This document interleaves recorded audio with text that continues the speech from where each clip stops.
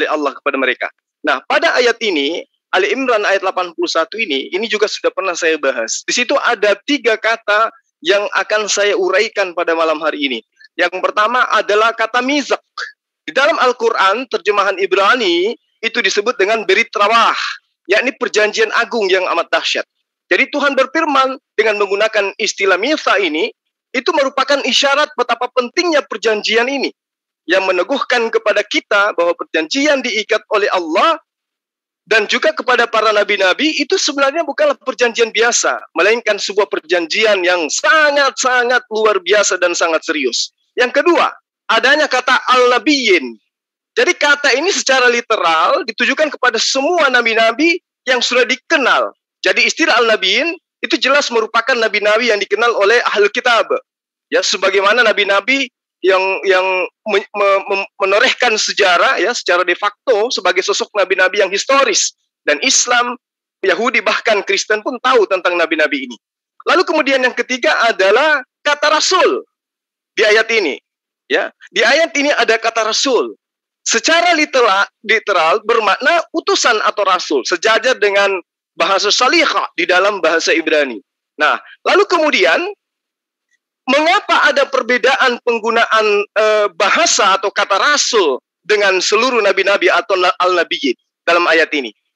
Nah, ini merupakan isyarat bahwa rasul pada ayat ini merujuk pada praeksistensi Rasulullah Muhammad sallallahu alaihi wasallam, bukan merujuk pada eksistensi fisik ya, kemanusiaannya yang histori, melainkan berbicara mengenai tentang akan datangnya.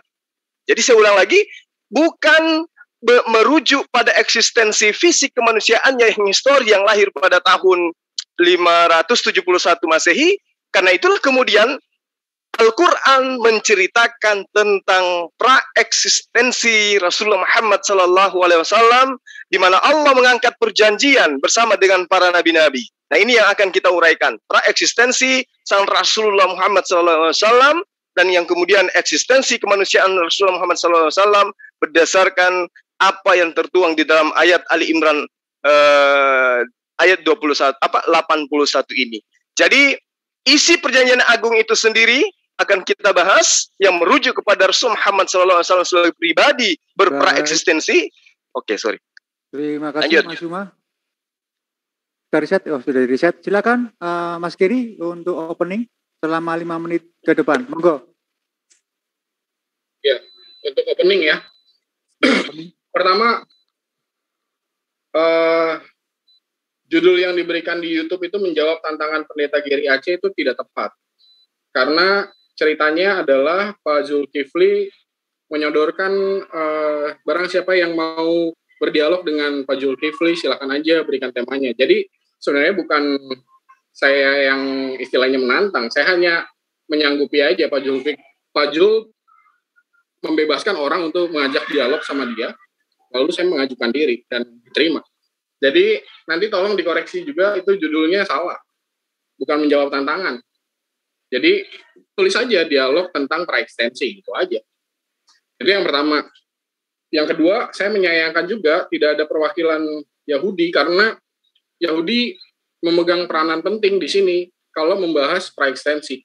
Jadi karena tidak ada Yahudi, jadi nanti saya akan berusaha menjelaskan pemahaman iman Yahudi tentang praekstensi, yang nanti Bapak dan Ibu bisa cross-check ke Saudara Valen atau Saudara Billy. Saya dialog dengan Pak Billy kemarin di CIA, dan saya kenal, Pak Billy kenal dengan saya juga.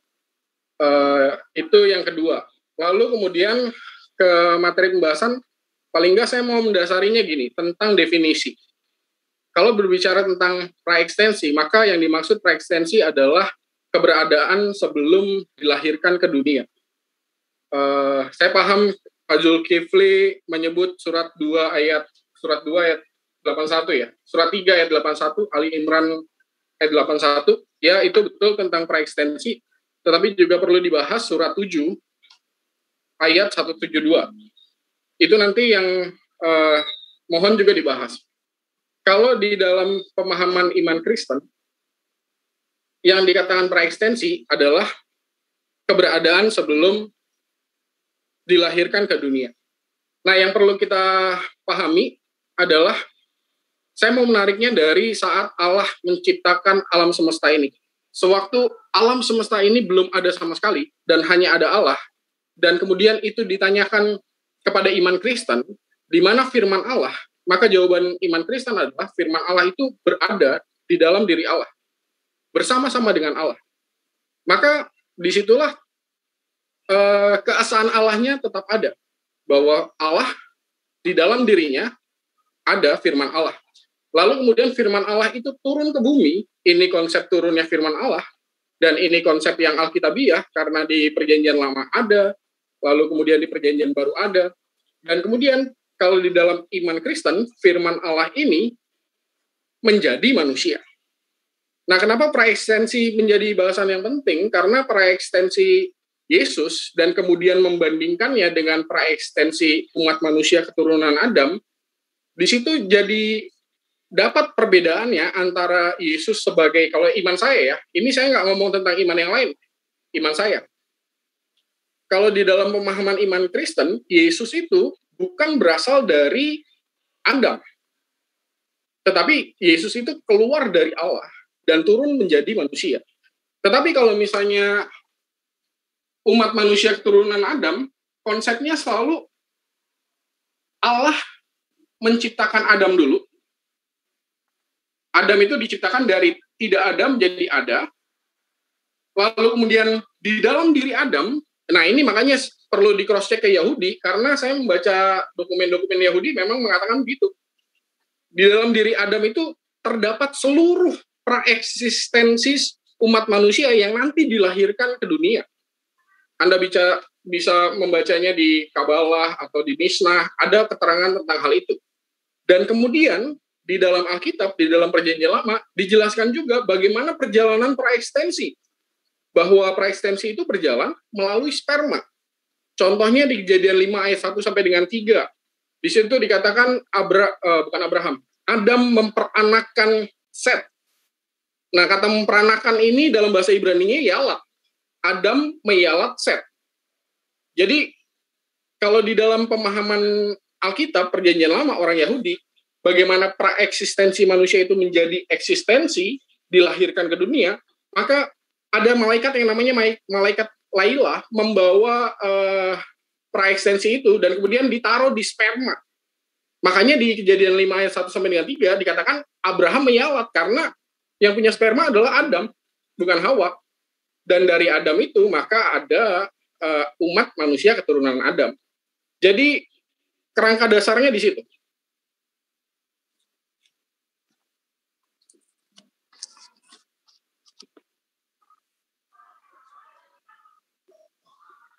Timernya nggak jalan nih ya? Mas Ian?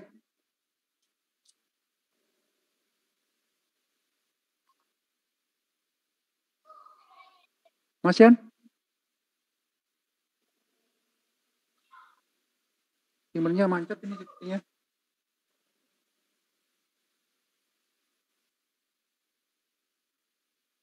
Mas Ian bisa monitor? Bentar ya, kita tunggu Mas Ian kelihatannya lost koneksi. Timer.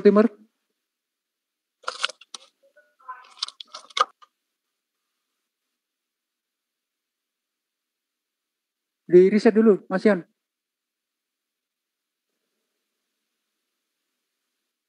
Oke, terima kasih Mas Ian. Kelihatannya tadi itu timernya agak macet ya. Baik, untuk 5 menit ke depan saya serahkan dengan Mas Zulkifli M. Abbas. Moga Mas, waktu dan tempat saya persilakan. Baik, jadi saya lanjut tadi ya pembahasan saya. Jadi semua nabi-nabi yang mengikat perjanjian agung ini bersama dengan Tuhan, dan juga mereka berikrar, ya, berjanji mengenai sang rasul sebagai isi perjanjian yang agung yang amat dahsyat itu. Nah, itulah sebabnya kemudian di dalam Al-Quran surah Al-Baqarah ayat 129. Timer nggak jalan lagi nih, Mas Ian. Oke, lanjut. Bagaimana kemudian Abraham kembali mengingat perjanjian agung itu sebagai sesuatu yang sifatnya rekaman kolektif karena mereka diperjanjikan bersama-sama di masa praeksistensi. Lalu kemudian Abraham memohon agar eksistensi kemanusiaan sang rasul ini ya nantinya dilahirkan dari benihnya melalui anaknya Ismail. Itu diterangkan dalam surah Al-Baqarah ayat 129 yang saya katakan. Rabbana wab'ats fihim rasulan minhum yatslu alaihim ayatika wa yu'allimuhumul kitaba wal hikmah wa yuzakkihim innaka antal azizul hakim. Jadi Abraham minta supaya sang rasul yang diperjanjikan pada masa praeksistensi itu berasal dari keturunannya, dari anak Ishak, ya, dari Ismail. Ya Tuhan kami, utuslah untuk mereka seorang rasul dari kalangan mereka yang akan membacakan kepada mereka ayat-ayat-Mu dan mengajarkan kepada mereka Al-Quran dan hikmah, as-sunnah, serta mensucikan mereka. Sesungguhnya Engkaulah yang maha kuasa lagi maha bijaksana. Jadi dari ayat ini itu sama dengan apa yang diterangkan di dalam surah As-Saff ayat 6, bagaimana kemudian di ayat ini diterangkan bahwa Allah sangat menginginkan ya dengan adanya perjanjian itu manusia di mana dalam hal ini adalah para nabi mengakui praeksistensi sang rasul yang sudah diperjanjikan. Wa iz qala Isa bin Maryam ya bani Israil inni rasulullahi ilaikum musaddiqan lima baina yaday minat taurata wa mubasysyiran birasulin ya'ti minhu ba'di ismuhu Ahmad. Ya. Falamma ja'ahum bil bayyinati qalu hadza sihrun mubin. Dan ingatlah ketika Isa atau kemudian teman-teman kenal dengan nama Yesus itu berkata, "Hai Bani Israel, sesungguhnya aku ini adalah utusan Allah kepadamu yang membenarkan kitab-kitab sebelum aku yaitu Taurat dan memberi kabar gembira dengan datangnya seorang rasul yang akan datang sesudahku yang namanya adalah Ahmad atau Muhammad. Maka tatkala sang rasul itu datang kepada mereka dengan membawa bukti-bukti yang nyata, mereka berkata inilah sihir yang nyata." Jadi jelas sekali Yesus juga mengingatkan, Abraham juga mengingatkan bagaimana kemudian perjanjian agung ini ya sehingga dia menyatakan kalimat yang hampir sama dengan apa yang diucapkan oleh nabi-nabi sebelum dia. Maksud saya, Yesus mengucapkan sebuah perkataan, minta kepada Allah, menyatakan kepada Allah dan juga kaumnya, begitu juga Abraham, tentang datangnya seorang rasul yang diperjanjikan di dalam Ali Imran ayat 81 yang saya bacakan tadi. Nah, bila Abraham menyebut dengan ungkapan kata kunci rasulan, tanpa menyebut nama person, tetapi hebatnya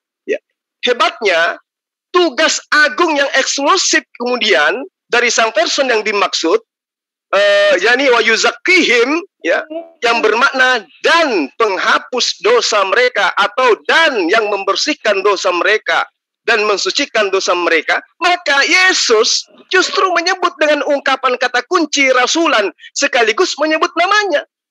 Abraham masih mengatakan rasulan tanpa menyebut person, tapi Nabi di ujung dari setelah datangnya Rasulullah Muhammad SAW sebagai khatan nabiyyin justru mengatakan namanya sekaligus mengatakan rasulan, yakni ba'dismu Ahmad. Jadi jelas sekali.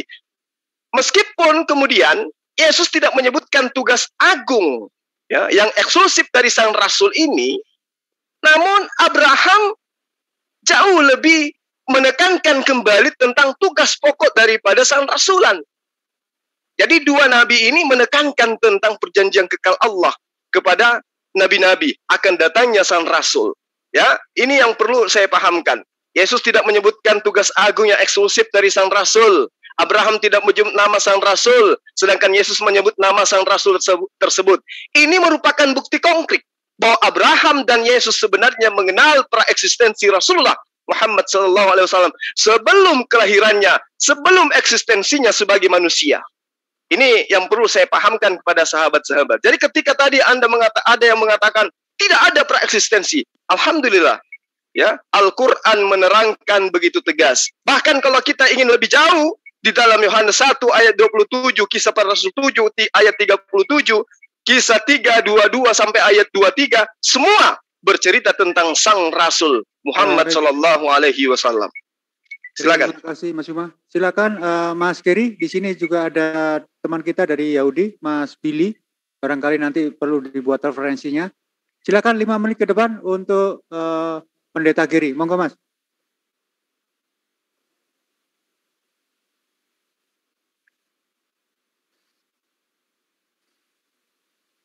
Mas Giri, dibuka mic-nya dibuka dulu, ketutup Mas Ian.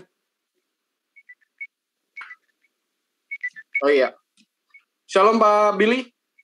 Saya ketemu dengan Pak Billy kemarin di CIA ngebahas beberapa hal. Baik, dilanjut ya, langsung. Ya, salam. Oke, timer berjalan setelah sampean berbicara. Monggo. Saya paham dengan apa yang disampaikan oleh Pak Zul, bahwa itu adalah iman Islam, iya. Saya paham kok. Pak Zul mungkin sudah membaca apa yang ditulis oleh Pak Ustadz Menahem Ali ya, karena apa yang disampaikan oleh Pak Zul itu lebih dari 50%-nya adalah apa yang ditulis oleh Pak Menahem Ali tentang konsep praeksistensi juga. Jadi saya paham bahwa Nabi Muhammad sudah Allah telah mengikat perjanjian dengan para rasul sebelum para rasul dilahirkan ke bumi. Itu konteks surat 2 ayat 81. Saya paham itu. Yang saya mau jelaskan adalah bagaimana pemahaman praekstensi itu sendiri. Kalau ngomong tentang praekstensi umat manusia keturunan Adam, itu kan berarti Allah menciptakan Adam dulu. Baru di dalam diri Adam terdapatlah seluruh praekstensi umat manusia sebelum dilahirkan ke dunia. Dan di dalam konteks Alkitab, bagaimana praekstensi itu diturunkan oleh Adam, yaitu melalui proses yang dinamakan Adam memperanakan. Adam memperanakan Set, lalu Set memperanakan siapa, lalu anaknya Set memperanakan siapa. Itu yang dikatakan di dalam bahasa Ibrani, Kejadian 5 ayat 1 sampai dengan 3, Kejadian 1, Bapak bisa lihat sendiri, itulah konsep Yahweh. Karena di dalam pemahaman Yahudi, praekstensi manusia itu diciptakan dari tidak ada, jadi ada. Dan sewaktu tidak ada jadi ada, itu dimulai dari Adam. Dan seluruh praekstensi manusia yang dinamakan keturunan Adam, itu dialat oleh Adam, dan dialat oleh anak-anak Adam yang laki-laki. Karena praekstensi itu diturunkan melalui sperma. Dan ini penjelasan rabi-rabi Yahudi gitu. Bapak Ibu boleh cek sendiri ke Pak Billy. Pak Billy pasti paham hal itu. Nah, jadi sewaktu iman Kristen memandang Yesus yang mengatakan, aku keluar dan datang dari Allah, lalu Yohanes 1, pada mulanya adalah firman, firman itu ada bersama-sama dengan Allah. Itu jelas membedakan antara praeksistensi Yesus yang dalam iman kami dipahami sebagai prainkarnasinya dengan praeksistensi manusia yang merupakan keturunan Adam. Karena ini aja perbandingannya. Di dalam iman Yahudi, malaikat itu diciptakan di hari kedua, atau ada yang mengatakan hari kelima. Tapi di bottom lainnya, dikatakan bahwa itu untuk menunjukkan bahwa sewaktu Allah menciptakan segala sesuatunya di alam semesta ini, dari tidak ada semuanya, dan hanya ada Allah, itu memang nggak ada yang membantu. Maksudnya konsep keesaan Allahnya di situ. Baru mulailah Allah menciptakan air, dan dari air dijadikan seluruh alam semesta ciptaan Allah ini. Dan salah satunya adalah Adam yang diciptakan di hari ke-6. Dan waktu Adam diciptakan, Allah juga menciptakan seluruh praeksistensi manusia, dan itu diletakkan di dalam diri Adam. Kalau misalnya mau cross-check ke penjelasan para rabi, bisa dilihat di Introduction to Kabbalah 5, Midrash Tanhuma Pekudei 3, itu ada penjelasannya. Dan kemudian di Legend of the Jew 1.2.22. Jadi intinya saya sih mau mengatakan bahwa kalau misalnya mau berbicara tentang iman Kristen dan kemudian berbicara tentang praeksistensi Yesus, sudah jelas di dalam iman Kristen praeksistensi Yesus dengan praeksistensi yang dikatakan umat manusia keturunan Adam itu sudah jelas berbeda. Karena Yesus tidak keluar dari Adam, tetapi keluar dari Allah. Berbeda. Jadi kalau bisa ditanya, sewaktu alam semesta ini tidak ada apa-apa sama sekali, dan hanya ada Allah, praeksistensi Yesus di mana? Ya di dalam diri Allah, sebagai firman Allah yang nantinya keluar dari Allah. Konsep turunnya firman Allah yang keluar dari Allah ini di Alkitab Perjanjian Lama juga ada. Jadi ini sesuatu yang perlu disampaikan tentang iman Kristen ya. Jadi perbedaannya di situ. Kalau praeksistensi manusia, keturunan Adam itu memiliki awal. Dari mana? Awalnya ya dari Adam. Karena dari Adam lah maka seluruh praeksistensi juga diciptakan dan diturunkan melalui Yala. Baik, terima kasih. Waktu sudah habis. Tolong ya, bagi yang tidak berkepentingan, mic-nya ditutup biar nggak mengganggu di diskusi hari ini. Baik, 5 menit ke depan untuk Mas Juma. Silakan Mas Juma. Baik. Jadi kalau kita berbicara mengenai praeksistensi, kaitannya dengan Rasulullah Muhammad SAW, dengan Yesus, maka kita harus jujur mengakui berdasarkan iman kita. Berarti praeksistensi Rasulullah Muhammad SAW itu telah diceritakan jauh sebelum dia menjadi Rasul. Berbicara mengenai Yesus, berarti berbicara mengenai praeksistensi Tuhan datang dalam rupa manusia. Berbicara mengenai praeksistensi itu, terkait dengan kitabnya agama yang lebih tua, yaitu Yudaism. Nah, kalau ada kemudian orang yang berkilah dengan gagahnya mengatakan, yang dikatakan praeksistensi adalah orang yang berasal dari Bani Abraham, Bani Adam, maka ya saya meragukan apakah orang itu sehat atau tidak dalam mengkaji sebuah kitab suci, apalagi kitabnya sendiri, kan gitu ya. Karena jelas dikatakan, di dalam Matius 1, itu sering kita mendengarkan Yesus itu sebagai anak Adam, anak Abraham. Ya, saya tidak tahu kalau ayat itu sudah berubah bunyinya saat sekarang. Kalau misalnya praeksistensi yang dimaksud Yesus itu adalah Tuhan dan seterusnya, karena dia tidak berasal dari Bani Adam. Tapi faktanya ada ayat di dalam kitabnya orang Kristen itu sendiri yang mengatakan Yesus itu menurut silsilah dia adalah anak Adam. Ya, itu jelas. Lalu kemudian dia berasal dari seorang ibu bernama Maria, dan Maria lagi-lagi adalah keturunan Adam. Kecuali kalau Maria juga bukan keturunan Adam, baru bisa dikatakan Yesus itu bukan keturunan Adam. Nah, kalau misalnya Yesus tidak berasal dari seorang laki-laki, ya, itu adalah mujizat dari Allah. Bagaimana kemudian Adam tidak berasal juga dari sperma laki-laki?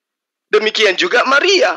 Hawa. Hawa juga tidak berasal dari sperma laki-laki.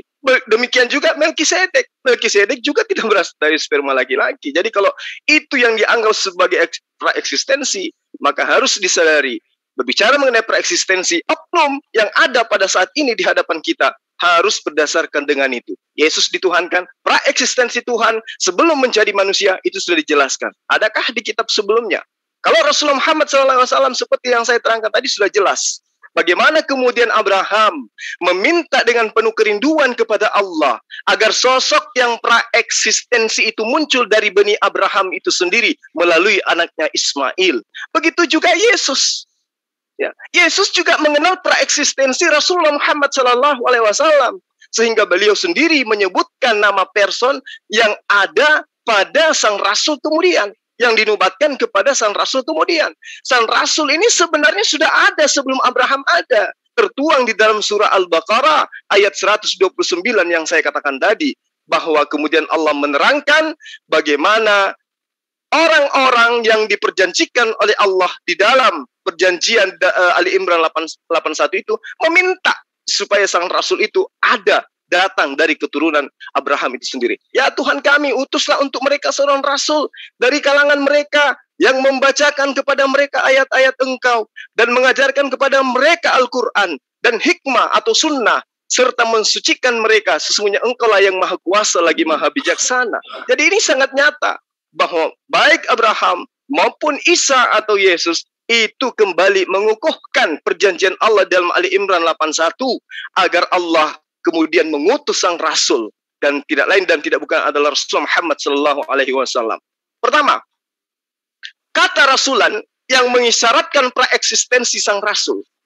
Yang kedua, wa yuzakkihim, yang artinya adalah menghapus dosa manusia dan yang mensucikan dosa mereka dan membebaskan dosa mereka Nah, kata ini adalah fakta tekstual dalam Al-Quran, tidak pernah ditujukan kepada nabi-nabi selain daripada Rasul Muhammad Sallallahu Alaihi Wasallam. Boleh dilihat di surah Al-Jumu'ah ayat 2, di situ sangat terang mengatakan bahwa Rasulullah Muhammad Sallallahu Alaihi Wasallam itu dikatakan dialah yang mengutus kepada kaum yang buta huruf seorang rasul di antara mereka yang membacakan ayat-ayat kepada mereka, mensucikan mereka, dan mengajarkan mereka kitab Al-Hikmah, dan sesungguhnya mereka sebelumnya benar-benar dalam kesesatan. Huwallazi ba'atsa fil ummiyina rasulan minhum yatslu alaihim ayatihi wa yuzakkihim wa yuallimuhumul kitaba wal hikmah wa in kanu min qablu fi dalalim mubin.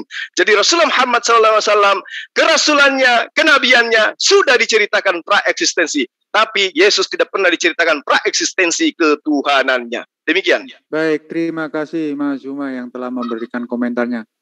Untuk netizen ataupun subscribe saya yang ada di live comment, ada sesuatu yang saya pin, tolong di situ dibantu kami ya, dibantu untuk mensubscribe channel yang sudah saya pin. Terima kasih sebelumnya teman-teman yang ada di live comment. Untuk waktu dan tempat selanjutnya saya serahkan kepada Mas Gary 5 menit ke depan. Monggo Mas. Ya. Saya paham Pak apa yang Pak Zul sampaikan tadi, dan saya menanggapinya bahwa memang itulah iman Islam. Apa yang disampaikan Pak Zul itu ya benar memang tentang iman Islam terhadap Nabi Muhammad, praekstensinya. Kalau di iman Islam kan setahu saya praekstensi itu ya memang seperti itu. Kalau misalnya Bapak melihat penjelasan tentang surat 7. Timernya enggak jalan Bang. Surat 7 ayat. Timer. Kalau Bapak melihat penjelasan dari surat 7 ayat 172, itu dijelaskan bahwa Allah itu mengeluarkan seluruh umat manusia ya dari Adam. Dan ini bersesuaian juga dengan iman Alkitab di Perjanjian Lama, bahwa seluruh praekstensi seluruh umat manusia itu diletakkan di dalam diri Adam, yang kemudian diturunkan melalui apa? Ya melalui Adam. Dengan kata apa? Dengan kata yalat. Kejadian 5 ayat 1 sampai dengan 3. Adam meyalat Set anaknya. Lalu kemudian Set meyalat dan seterusnya anaknya. Turunnya ke laki-laki. Kenapa? Karena di dalam Alkitab itu dijelaskan bahwa praekstensi itu turun melalui sperma yang dibawa oleh malaikat Lailah. Pak Billy pasti tahu. Karena itu dijelaskan. Dan disitulah yang membuat pada akhirnya di iman Kristen, Yesus itu, ya Pak Zul memang benar, di Matius itu silsilahnya anak Adam, tetapi orang Kristen tidak pernah memahami itu sebagai nanti yalat, laki-laki meyalat Maria, nggak pernah di pemahaman itu, karena Maria melahirkan dari, sewaktu Maria melahirkan, iman Kristen, bahkan iman Anda juga meyakini bahwa Maria itu suci. Maksudnya masih perawan. Tidak tersentuh oleh laki-laki. Tidak tersentuh oleh basyar. Dan kemudian dari sana, di iman Kristen memahami bahwa praekstensi Yesus memang seperti yang dikatakan Yesus, aku keluar dari Allah. Keluar dari Allah sebagai apa? Ya sebagai firman Allah. Dan di situ makanya iman Kristen pun memahami Yesus itu sebagai firman Allah yang tidak diciptakan. Dan itulah arti yang paling sederhana tentang Trinitas. Trinitas itu kan Allah tidak diciptakan, firman Allah tidak diciptakan. Dan kemudian firman Allah itu keluar dari Allah dan turun ke bumi dan menjelma menjadi manusia. Sehingga kalau misalnya melihat praekstensi manusianya Yesus tidak menunjuk pada Adam. Karena Adam itu diturunkannya melalui sperma, melalui yalat. Dan Maria tidak ada lelaki satupun yang meyalat. Jadi di dalam iman Kristen itu udah jelas bahwa pernyataan Yesus, aku keluar dan datang dari Allah, itu sudah jelas membedakan antara Yesus yang hadir ke dunia sebagai inkarnasi firman dengan umat manusia yang lain yang berasal dari Adam. Sehingga kalau misalnya kita nih, kalau kita mau ngurut ke atas gitu ya, saya pasti diyalat oleh bapak saya. Bapak saya diyalat oleh bapaknya bapak saya. Bapaknya bapak saya diyalat oleh bapaknya bapak saya lagi. Sampai pada akhirnya ujungnya Adam. Kenapa? Karena praekstensi semua umat manusia itu memang beradanya di dalam diri Adam. Itu dia. Dan itu yang membedakan antara iman Kristen dengan iman yang lain, bahwa praeksistensi Yesus tidak pernah dipahami sebagai keluar dari Adam, tetapi keluar dari Allah. Dan kalau misalnya keluar dari Allah, tidak memiliki permulaan. Bagaimana di dalam diri Allah ada sesuatu yang memiliki permulaan, artinya ciptaannya. Firman Allah di iman Kristen tidak diciptakan. Rumusan pengakuan iman Athanasius, firman Allah tidak dibuat, itu artinya tidak diciptakan. Tetapi Adam dan seluruh praeksistensi umat manusia diciptakan di luar diri Allah, dari tidak ada jadi ada. Kalau mau merujuk lagi, Adam diciptakan dari tanah. Tanah diciptakan dari mana lagi? Diciptakan dari air. Air diciptakan dari mana? Air diciptakan dari tidak ada air, jadi ada di luar diri Allah. Air tidak keluar dari Allah. Creatio ex nihilo kan begitu. Prinsip penciptaan dengan kata bara kan kayak gitu. Bara Elohim, ya saya nggak hafal lah. Silakan Pak Billy lebih mengerti itu. Bara itu penciptaan dari tidak ada, jadi ada. Dan semuanya diawali dengan air. Kemarin kita udah bahas itu ya Pak Billy ya. Kalau melihat keterangan para rabi, penciptaan yang di Kejadian 1 ini bukan penciptaan yang pertama kali, ini udah yang penciptaan ulang. Dan di penjelasan para rabi itu, penciptaan yang sekarang sama seperti penciptaan yang pertama. Artinya Allah menciptakan air terlebih dahulu. Tapi di penciptaan yang sekarang diceritakannya air sudah ada. Karena itu penciptaan ulang. Nah, dari situ definisi praeksistensi dengan perbedaan antara praeksistensi Yesus dengan praeksistensi umat manusia keturunan Adam. Versi iman saya. Terima kasih. Kita reset, kita langsung main TikTok aja biar diskusinya ini mengkerucut dan tidak pingpong ya. Kita set untuk 30 menit ke depan. Ini sudah berjalan 35 menit, jadi kita fokuskan 30 menit ke depan. Ini TikTok ya Mas Giri ya. Monggo silakan waktu boleh, Pak. Sekarang. Baik, silakan. Jadi saya awali gini. Yesus itu, ketika kita berbicara mengenai Yesus dan juga Rasul Muhammad SAW, terkhusus kepada konsep praeksistensi, apapun modelnya, ketika dia nuzul ke muka bumi, Yesus acap kali menyebut dirinya sebagai anak manusia. 30 kali dia menyebut dirinya sebagai anak manusia di dalam Gospel Matius. 14 kali dia menyebut dirinya sebagai anak manusia di dalam Gospel Markus. Belum lagi di Lukas, dia 27 kali menyebut dirinya sebagai anak manusia. Kalau di dalam Gospel Yohanes, dia menyebut dirinya 14 kali sebagai anak manusia. Nah, bagaimana kita menyikapi ini? Istilah anak manusia yang ada dalam penyebutan Yesus terhadap dirinya, tentu kalau kita mengacu kepada bahasa Ibrani, maka dia disebut sebagai Beni Adam. Di dalam bahasa Aram disebut Beni Anos. Kalau di dalam bahasa Yunani, Hohius atau Anthropos. Nah, sedangkan dalam bahasa Indonesia, dapat diterjemahkan sebagai anak manusia atau anak laki-laki manusia. Jadi Yesus sendiri acap kali menyebut dirinya sebagai anak manusia. Jadi kalau Anda mengatakan bahwa tidak, Yesus itu adalah praeksistensinya berbeda dengan manusia yang lain, faktanya Yesus menyebut dirinya puluhan kali di dalam kitab yang Anda sebutkan sebagai kitab suci, bahwa dirinya adalah anak keturunan Abraham. Belum lagi penyebutan Matius dan Lukas sendiri terhadap dia. Ketika berbicara mengenai silsilah, dia pun menyebut Yesus itu sebagai anak Adam, anak Daud, anak Salomo, dan seterusnya, dan seterusnya. Bahkan disebut sebagai anak Maria. Berarti dia adalah anak manusia. Sedangkan yang menobatkan Yesus sebagai anak Tuhan, ya, saya bantu Anda untuk menjabarkan ini kepada netizen. Yang menyebut Yesus sebagai anak Tuhan, itu adalah perkataan-perkataan orang lain tentang Yesus. Bukan perkataan Yesus tentang dirinya. Kalau Yesus menyebut tentang dirinya, dia acap kali menyebut dirinya dengan anak manusia yang saya sebut dengan sebutan Bene Adam atau Bene Enos. Jadi Yesus tidak pernah menyebut dirinya sebagai anak Allah. Penyebutan anak Allah kepada Yesus itu hanya dituliskan, disebutkan, dikatakan, diajarkan oleh oknum lain terhadap Yesus. Bukti, Matius 26 ayat 63, 64, Lukas 4 ayat 41.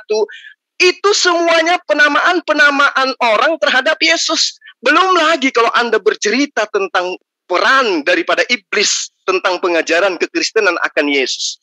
iblis menerangkan begitu banyak pesan yang dititipkan kepada penulis-penulis kitab Anda, di mana Yesus itu dia katakan sebagai anak Tuhan. Ya, iblis yang berperan banyak mengajarkan pesan kepada manusia Kristen bahwa Yesus itu adalah anak Tuhan. Matius 4 ayat 3, Matius 4 ayat 6, Lukas 4 ayat 3, Lukas 4 ayat 9, Lukas 4 ayat 41, Matius 8 ayat 29, Markus 3 ayat 11, Markus 5 ayat 7, Lukas 8 ayat 8. Siapa yang mengatakan Yesus anak Allah? Iblis. Iblis mengatakan Yesus anak Allah. Yesus mengatakan dirinya siapa? Anak Adam, Bene Enos. Silakan Anda bantah. Monggo Bang, ini TikTok Bang. Saya diinterupsi kalau misalnya saya panjang berbicara, monggo. Ya, saya kira di iman Islam juga Yesus diimani bukan dilahirkan karena Maria bercampur dengan lelaki. Jadi itu sudah jelas ya, membedakan antara kelahiran Yesus dengan kelahiran umat manusia yang dikatakan keturunan Adam. Saya hanya menggarisbawahi gini, bahwa di dalam pemahaman Alkitab, yang dinamakan umat manusia keturunan Adam adalah yang diciptakan Allah. Sewaktu Allah menciptakan Adam, dan itu sekaligus seluruh umat manusia keturunan Adam itu sudah ada di dalam diri Adam. Saya nggak mau nyebut lagi sumber-sumbernya, saya udah sebut tadi. Dan itu penjelasan rabi-rabi Yahudi. Dan di dalam Alkitab dinyatakan bagaimana praeksistensi itu turun melalui Yalat. Yalatnya adalah Yalat lelaki, bukan Yalat perempuan, Pak. Diperanakannya melalui sperma laki-laki. Dan kemudian dari sana orang Yahudi itu kalau misalnya mau menolak Yesus sebagai inkarnasi firman mudah sekali. Mereka akan mengatakan bahwa Maria berzina dan selesai. Kenapa? Karena dengan mengatakan Maria berzina, maka berarti kan Maria diyalat oleh lelaki, sehingga syartnya Yesus itu berasal dari sperma lelaki. Kalau di dalam pemahaman Alkitab. Sedangkan di dalam iman Kristen, syartnya Yesus dalam bahasa Yunani, dagingnya Yesus itu dari penjelmaan dari firman Allah yang awalnya berada di dalam diri Allah. Jadi memang berbeda. Kalau di dalam iman Kristen, ya saya nggak tahu, iman Islam pasti berbeda juga jawabnya, tapi Anda bertanya tentang iman Kristen, ya saya menjelaskan gitu. Sebenarnya ada yang saya mau tanyakan ke Pak Zul ini. Anda kan hanya berdasarkan surat 3 ayat 81, dan berkali-kali saya udah bilang bahwa saya paham kok surat 381 itu. Nah, saya di pertemuan kita yang pertama kali itu yang membahas 5 tema, saya udah jelaskan bahwa di dalam iman Kristen itu praeksistensi Yesus itu tidak berada di apa yang dikatakan di surat 7 ayat 172. Karena memang kalau misalnya mengcombine dengan pemahaman Alkitab ya seperti itu. Karena sewaktu Adam diciptakan dan seluruh keberadaan umat manusia praeksistensinya itu ada di dalam diri Adam dan diturunkan melalui sperma yang dibawa oleh malaikat Lailah kalau dalam pemahaman Yahudi, ya Yesus nggak ada di situ. Bagaimana caranya Yesus ada di situ? Sedangkan malaikat Lailah itu membawanya itu melalui sperma. Karena nggak ada sperma yang pada akhirnya membentuk basyar Yesus, syartnya Yesus dalam bahasa Yunani. Nah, di dalam iman Kristen, basyarnya Yesus, Yohanes 1 ayat 14, firman itu telah menjadi syar, telah menjadi manusia, telah menjadi daging. Dan itu yang membedakan antara pemahaman iman Kristen dengan pemahaman iman yang lain. Dan cara Yahudi menolak hal itu mudah sekali. Maria zina kok dengan laki-laki, dan itu membuat Maria mendapatkan yalat dari lelaki yang pada akhirnya menghasilkan basyar Isa, syartnya Isa. Itu orang Yahudi. Tetapi orang Kristen memahaminya Maria tidak pernah berzina, dan dari mana syart Isa, dagingnya Isa, manusianya Isa? Iman Kristen menjawab dagingnya Isa itu berasal dari inkarnasi firman, Yohanes 1 ayat 1, Yohanes 1 ayat 14. Dan iman Islam menjawabnya syartnya Yesus berasal dari firman Allah yang menciptakan. Dapat nggak perbedaannya? Kalau di iman Kristen kan firman Allah itu menjadi. Kalau di iman Islam, firman Allah itu menciptakan Basyar menciptakan dagingnya Isa jadi janin. Oke. Dan itu perbedaannya. Baik. Boleh ya saya tanggapi ya. Langsung dikonter aja, Mas. Oke, jadi gini, ketika Anda berbicara mengenai perbedaan firman antara Al-Qur'an dan juga Kristen, kita ambil jalan tengahnya. Ya, karena Anda mengimani kitab ini, kitabnya Bani Israel, kami pun mengimani. Di dalam Yesaya 55 ayat 11, demikianlah firmanku yang keluar dari mulutku. Ia tidak akan kembali kepadaku dengan sia-sia, tetapi ia akan melaksanakan apa yang ku kehendaki dan akan berhasil dalam apa yang ku suruhkan kepadanya. Berarti semua yang diperintahkan oleh Allah untuk di mana kehendaknya itu tercipta, terkabulkan, maka itu disebut firman. Demikianlah firmanku yang keluar dari mulutku. Ia tidak akan kembali kepadaku dengan sia-sia. Jadi yang keluar dari mulutnya Allah itu bukan Yesus. Yang keluar dari mulutnya Allah itu bukan matahari. Yang keluar dari mulutnya Allah itu bukan alam semesta. Tetapi firman, perkataan Allah ketika dia hendak menjadikan sesuatu, terlontar keluar dari mulutnya. Nah, bagaimana dengan Yesus? Kalau Anda ingin paham lebih jauh, silakan Anda baca kitab Anda. Lukas 1 ayat 26 sampai ayat 38, di situ sangat jelas kok. Bagaimana kemudian Gabriel datang kepada Maria. Sesungguhnya engkau akan mengandung dan akan melahirkan. Apa yang dilahirkan? Seorang anak laki-laki. Seorang anak laki-laki. 3 kata ini harusnya membuat orang luar sana itu sadar gitu loh. Seorang, Tuhan itu bukan orang. Anak, Tuhan itu bukan anak. Laki-laki, Tuhan bukan laki-laki. Dan hendaklah engkau menamai anak itu dengan nama Yesus. Ia akan menjadi besar. Tuhan tidak pernah dari kecil, besar, dan menjadi besar. Itu bukan Tuhan. Dan akan disebut sebagai anak Allah. Nah, ini siapa yang mengatakan ini? Yang mengatakan ini adalah Lukas. Lagi-lagi bukan Yesus. Kalau Yesus jelas dia menamai dirinya sebagai anak manusia. Ya, anak manusia. Dan Tuhan Allah akan mengaruniakan kepadanya tahta Daud pada leluhurnya. Nah, ini sudah bohong di sini. Mohon maaf saya harus katakan ini. Karena kenapa? Keturunan Yoyakim itu tidak akan lagi ada yang duduk dalam tahta Daud. Ini bisa kita bahas nanti di tempat yang lain. Dan dia akan menjadi raja atas kaum keturunan Yakub sampai selama-lamanya. Ini juga dusta. Karena dia tidak pernah sehari pun menjadi raja bagi keturunan Yakub. Dan kerajaannya tidak akan berkesudahan. Ini hanya menjiplak dari kitabnya orang lain bercerita tentang Yesaya. Yesaya 7, Yesaya 2, Yesaya 6 yang diambil ini. Ini hanya Lukas menceritakan tentang itu. Tapi yang ingin saya sampaikan kepada Anda di sini, apa yang kemudian Anda sebut sebagai Yesus itu bukan sebagai keturunan Adam, karena dia tidak berasal dari sperma, itu sudah terbantahkan dengan kitab Anda sendiri. Sesungguhnya engkau akan mengandung dan akan melahirkan seorang laki-laki. Itu sudah terbantahkan. Kita convert dengan Yesaya 55 ayat 11. Apa yang keluar dari mulutku tidak akan kembali. Jadi ketika saya memerintahkan Jibril datang kepada Maria, sampaikan, saya mau Maria hamil.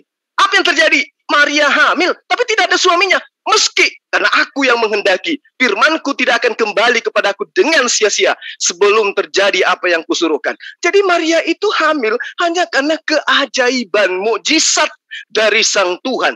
Apa buktinya? Ketika Yesus telah menjadi manusia, lahir dia, bayi, seorang manusia yang tidak berdaya. Anak-anak disuapin, ditetein, diajar berjalan. Kemudian besar, mengajarkan menjadi rabi kepada Bani Israel. Lalu setelah menjadi rabi, apa yang dikatakan? Aku tidak dapat berbuat apa-apa dari diriku. Apa yang aku katakan adalah apa yang diperintahkan oleh Bapakku untuk aku katakan dan aku sampaikan. Selesai. Berarti Yesus mau tidak berasal dari sperma manusia, mau berasal dari apapun, yang pasti yang mengetahui tentang dirinya siapa? Yesus. Yesus yang mengetahui dirinya. Bukan orang lain yang mengetahui dirinya. Seperti yang saya terangkan tadi, bahwa Yesus menerangkan siapa dirinya dengan kata apa? Dia mengatakan bahwa aku adalah anak manusia. Aku adalah anak manusia. Di dalam Matius, Markus, Lukas, Yohanes, puluhan kali Yesus menyebut dirinya sebagai anak manusia. Dan tidak pernah sekalipun secara langsung dia mengatakan, aku adalah anak Allah. Silakan disanggah. Ya, kalau saya sih menyanggahnya berdasarkan iman saya udah jelaskan bahwa Sewaktu Yesus berkata keluar dan datang dari Allah, itu sudah menjelaskan bahwa Yesus tidak berada di dalam diri Adam. Itu artinya Yesus berada di dalam diri Allah. Dan itu bukan iman Islam, itu iman Kristen. Iman Islam tidak akan mengatakan kayak gitu. Maka pertanyaan saya ke Pak Zul, sewaktu di surat 7 ayat 172 dikatakan Allah mengeluarkan seluruh umat manusia dari Adam dan kemudian mengikat perjanjian dengan Allah, bahwa Allah itu esa dan sebagainya gitu ya. Para nabi juga pasti ada di situ, karena para nabi kan keluar dari Adam secara preekstensi ya, di surat 7 ayat 172. Saya mau nanya ke Pak Zul, bagaimana caranya Isa berada di situ ya? Karena kan kalau misalnya preekstensi umat manusia keturunan Adam itu kan, kalau di pemahaman iman kami di Alkitab, itu turunnya melalui Yalat, melalui sperma. Yalat, Adam Yalat ini, kemudian anaknya Adam Yalat ini, gitu. Dan itu laki-laki semua. Karena memang diturunkannya melalui sperma. Kalau penjelasan iman kami gitu. Dan kalau misalnya ke Nabi Muhammad, berdasarkan 7 ayat 172, saya mengerti juga, karena memang garisnya itu jelas dari sampai ke Adam. Tetapi untuk Yesus, karena memang Maria nggak ada yang lelaki yang menyalat Maria. Dan kemudian Yesus menegaskan bahwa di dalam Alkitab Yohanes 8 ayat 42, aku keluar dan datang dari Allah. Bukan dari Adam, keluar dan datang dari Allah. Artinya secara ekstensi dia ada bersama-sama dengan Allah. Artinya tidak memiliki permulaan, karena Allah tidak memiliki permulaan. Jadi di situ letak perbedaan besarnya antara iman Kristen dengan iman Islam. Kalau Anda berkali-kali tentang Yesus anak manusia, iya Yesus mengatakan anak manusia, tetapi tidak pernah Yesus dikatakan bahwa Yesus itu, Maria itu dialat oleh lelaki. Ya, kalau yang itu Bang, umat Islam pun mengakui Maria itu adalah wanita suci. Itu betul, itu nggak masalah. Nah, kaitannya dengan apa yang Anda katakan tadi. Bagaimana kemudian Nabi Isa ada pada saat itu? Di dalam Al-Quran surah Al-Baqarah ayat 30. Wa iz qala rabbuka lil malaikati inni ja'ilun fil ardi khalifah. Qalu ataj'alu fiha may yufsidu fiha wa yasfiku ad-dima wa nahnu nusabbihu bihamdika wa nuqaddisu lak qala inni a'lamu ma la ta'lamun. Malaikat protes ketika Allah ingin menciptakan khalifah Adam. Wahai malaikat, aku akan menciptakan manusia untuk mengisi bumi. Seorang khalifah bernama Adam. Malaikat kemudian mengatakan apa? Ya. Apakah engkau hendak menjadikan manusia yang nantinya akan merusak dan melakukan pertumpahan darah di sana? Padahal kami ini malaikat-malaikatmu. Kami sudah bertasbih memujimu dan mensucikan namamu di setiap saat. Kemudian Allah menjawab apa? Qala inni a'lamu ma la ta'lamun. Sesungguhnya aku inilah sang pencipta alam semesta, lebih mengetahui apa yang kalian tidak ketahui. Surah Al-Baqarah, itu jelas. Nah, bagaimana kemudian dengan Nabi Isa? Apakah dia adalah keturunan Adam? Apakah dia bukan keturunan Adam? Hanya oleh karena dia tidak berasal dari sperma. Hanya karena ibunya hamil tanpa sperma gitu. Itu dijawab oleh kitab Anda sendiri. Di dalam Yohanes 8 ayat 23. Lalu ia berkata kepada mereka, kamu berasal dari bawah, aku dari atas, kamu dari dunia ini, aku bukan dari dunia ini. Itu kata Yesus. Maksud ayat ini adalah, kata di atas bukan berarti Yesus memang benar-benar bukan dari dunia. Jika Anda cermat, cerdas, pandai, pintar, bisa melihat konteks daripada pernyataan Yohanes 8 ayat 23 ini, maka akan jelas bahwa maksud Yesus di situ adalah ajaran yang dibawanya bukan ajaran seperti ajaran Paulus. Tetapi ajaran yang dibawanya adalah ajaran dari Bapaknya yang ada di surga. Tidak seperti orang-orang Yahudi yang masih tidak percaya bahwa Yesus adalah Mesias yang diurapi dan dijadikan oleh Allah sebagai nabi atau utusan. Mereka lebih memilih mengerjakan ajaran-ajaran manusia yang berasal dari dunia, bukan dari Allah. Karena itulah Yesus mengatakan itu. Kalau Anda kurang jelas lagi, baca Matius 15 ayat 7, ayat 8, ayat 9. Hai orang-orang munafik, benarlah nubuat Yesaya tentang kamu. Bangsa ini memuliakan aku dengan bibirnya padahal hatinya jauh daripada aku. Percuma mereka beribadah kepada aku, sedangkan ajaran yang mereka ajarkan adalah dari perintah manusia. Itu sebabnya Yesus menegaskan bahwa dia mati dalam dosa jika tidak mempercaya Yesus. Maksudnya dia adalah orang-orang Yahudi pada masa itu. dan masih melakukan penyimpangan terhadap ajaran Allah, maka mereka semua akan mati dalam dosa. Berbeda dengan murid-murid Yesus yang menuruti ajarannya. Maka Yesus juga mengatakan mereka bukan dari dunia, sama seperti Yesus. Apa buktinya? Baca Yohanes 17 ayat 14. Aku telah memberikan firman-Mu kepada mereka, dan dunia membenci mereka. Kenapa? Karena mereka bukan dari dunia, sama seperti aku bukan dari dunia. Jadi kalau Anda menuhankan Yesus, berdasarkan Yohanes 8 ayat 23, aku berasal dari atas, kamu dari bawah. Ingat, Yohanes 17:14, saya sudah ajarkan kepada Anda. Aku memberikan firman-Mu kepada mereka. Siapa? Murid-murid Yesus. Bukan sempat penyembah-penyembah Yesus, dan dunia membenci mereka. Siapa yang dibenci oleh dunia? Murid-murid Yesus dibantai oleh orang ahli kitab pada masa itu. Kenapa? Karena Yesus mengatakan, karena mereka murid-muridku juga bukan dari dunia, sama seperti aku bukan dari dunia. Kalau Yesus dianggap bukan dari dunia sehingga dia Tuhan, maka murid-muridnya Yesus juga harus Anda tuhankan karena dia juga bukan berasal dari dunia. Kata siapa? Kata Yesus. Jadi sudah sangat jelas bahwa sekali-kali Yesus itu hanyalah membahas tentang pekerjaan dan ajarannya, bukan membahas tentang pereksistensian tubuh jasmanianya. Silakan dibantah. Monggo. Saya hanya bertanya singkat aja Pak Zul. Menurut Pak Zul, di iman Pak Zul, apakah sewaktu Allah mengeluarkan seluruh umat manusia dari sulbi Adam, penjelasan surat 7 ayat 172 ya, apakah Isa ada di sana? Maksudnya sewaktu Allah mengeluarkan, Isa juga ada di sana. Di surat 7 ayat 172 itu kan digunakan kata anfusihim ya, itu jamak dari nafs. Apakah Isa ada di sana? Kalau Anda membaca dari kitab Anda, enggak, kitab saya tanya pemahaman Anda tentang iman Anda sendiri. Ya, wa iz akhadha rabbuka min bani adama min zuhurihim zurriyatahum wa ishhadahum ala anfusihim. Di situ jelas sekali dikatakan alastu bi rabbikum qalu bala syahidna an taqulu yaumal qiyamah inna kunna an haza gafilun. Dan ingatlah ketika Tuhanmu mengeluarkan keturunan Adam dari sulbi mereka, dan Allah mengambil kesaksian terhadap jiwa seraya berfirman, bukankah aku ini adalah Tuhanmu? Mereka menjawab, betul, engkau Tuhan kami menjadi saksi. Kami bukan yang demikian itu. Agar di hari kiamat kamu tidak mengatakan sesungguhnya kami adalah Adam, adalah Bani Adam, adalah orang-orang yang lengah terhadap keesaan Tuhan. Apakah Isa, Yesus sudah ada di situ? Jelas, karena dia adalah keturunan anak-anak Adam. Apakah dia berasal dari sulbi? Jelas, Yesus berasal dari sulbi. Dari mana? Siapa yang melahirkan kemudian Maria? Dia punya orang tua. Dia punya ibu. Adapun Maria, ini pengecualian. Maka dari itulah Yesus diangkat sebagai rasul. Dia diangkat sebagai nabi.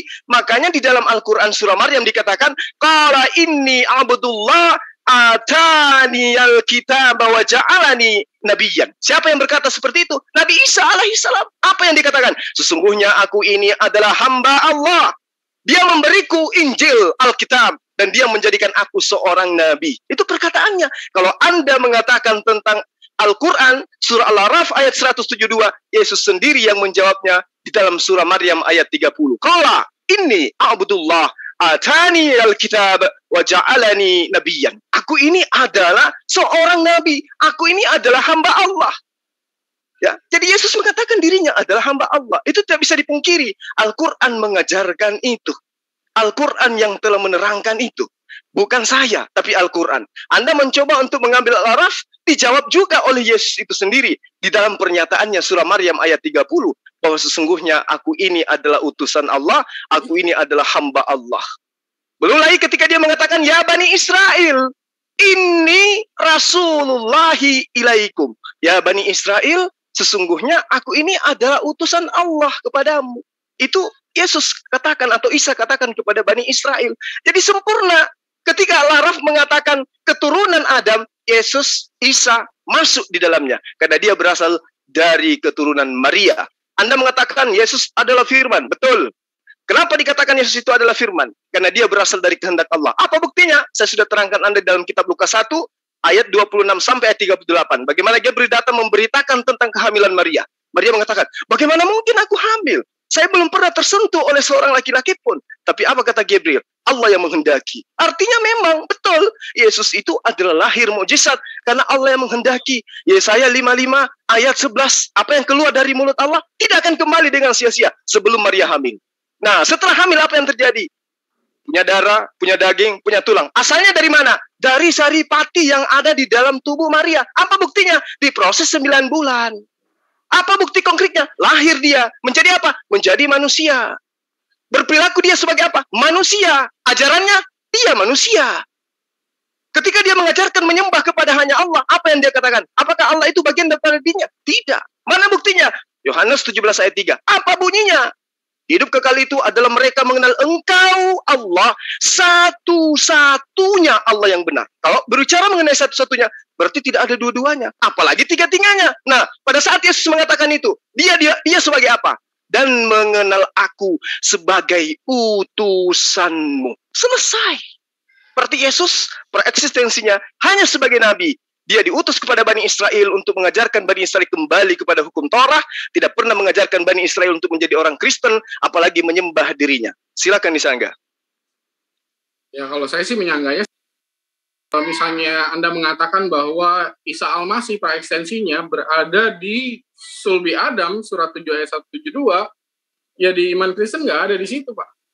Karena saya sudah jelaskan bahwa yang namanya Yalat itu bergerak melalui lelaki, sperma lelaki, dan sudah jelas tidak berada di Adam, karena memang ya Maria nggak ada yang meyalat, dan itu menunjukkan bahwa Yesus sewaktu dia berkata keluar dari Allah, ya itu menunjukkan praeksistensinya, yaitu prainkarnasinya sebagai firman Allah yang keluar dari Allah. Jangan lupa di dalam pemahaman iman Anda, Quran juga diimani sebagai firman Allah, kalam Allah yang bukan ciptaan. Jadi Anda tuh jangan memahami iman Kristen tuh dari pemahaman bidah.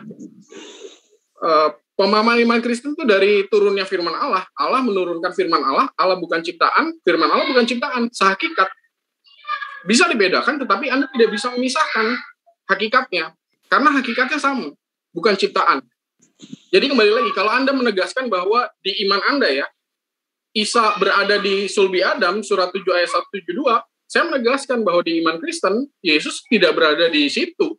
Tidak berada di dalam diri Adam. Kalau dalam pemahaman Alkitab, tidak berada di dalam diri Adam, dan kemudian diturunkan melalui Yala. Tidak berada di situ. Dan Yesus sudah berkata bahwa aku keluar dan datang dari Allah. Manusia tidak keluar dan datang dari Allah. Begitu, Pak. Oke. Jadi ketika Anda mengatakan secara Kristen itu menyalahi apa yang saya jelaskan, memang betul. Kristen memang tidak memahami apa yang saya jabarkan, tidak mengimani apa yang saya jelaskan. Tetapi yang saya jelaskan ini adalah konsep tatanan kebenaran mengenai Yesus. Anda mau terima, silakan. Anda tidak terima, itu hak Anda. Gak ada paksaan. Bukannya itu menjadikan Anda mengatakan bahwa Maria berzina dengan lelaki sehingga ada basyarnya Isa? Maksudnya?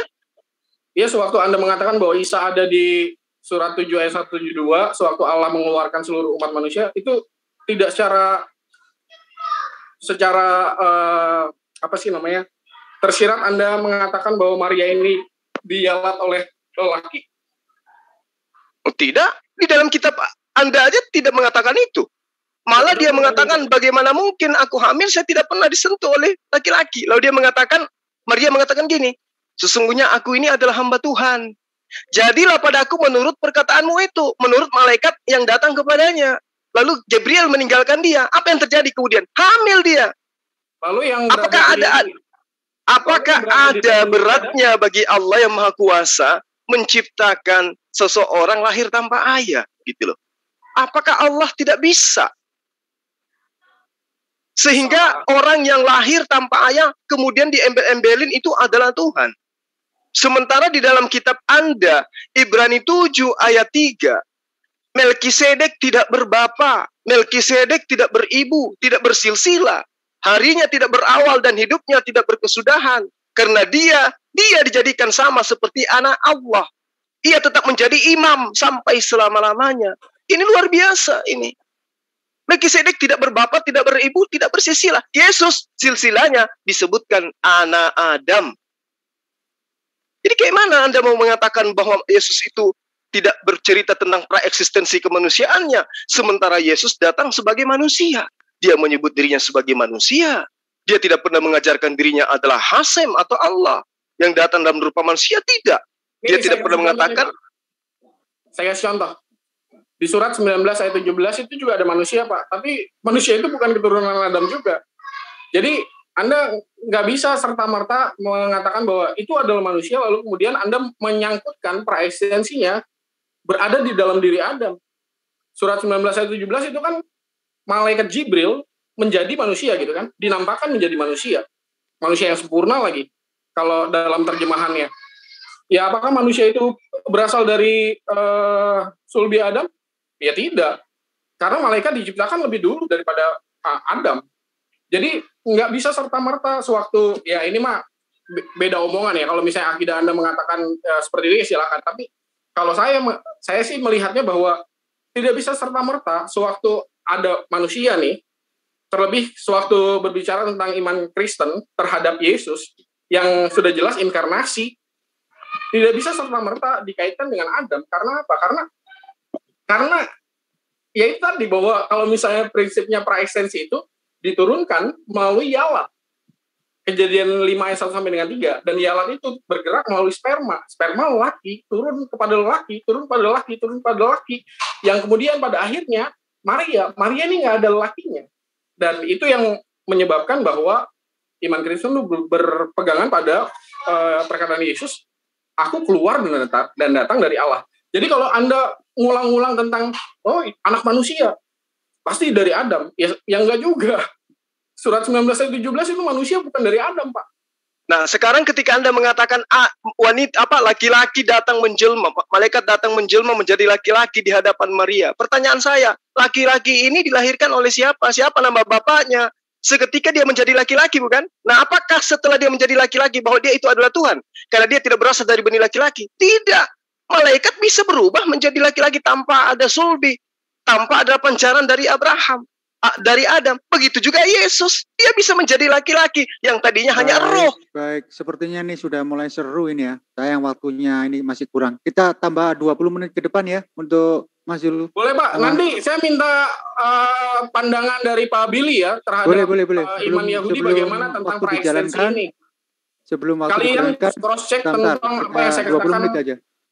Mas Billy bisa menanggapi sepatah dua kata? Mas Billy?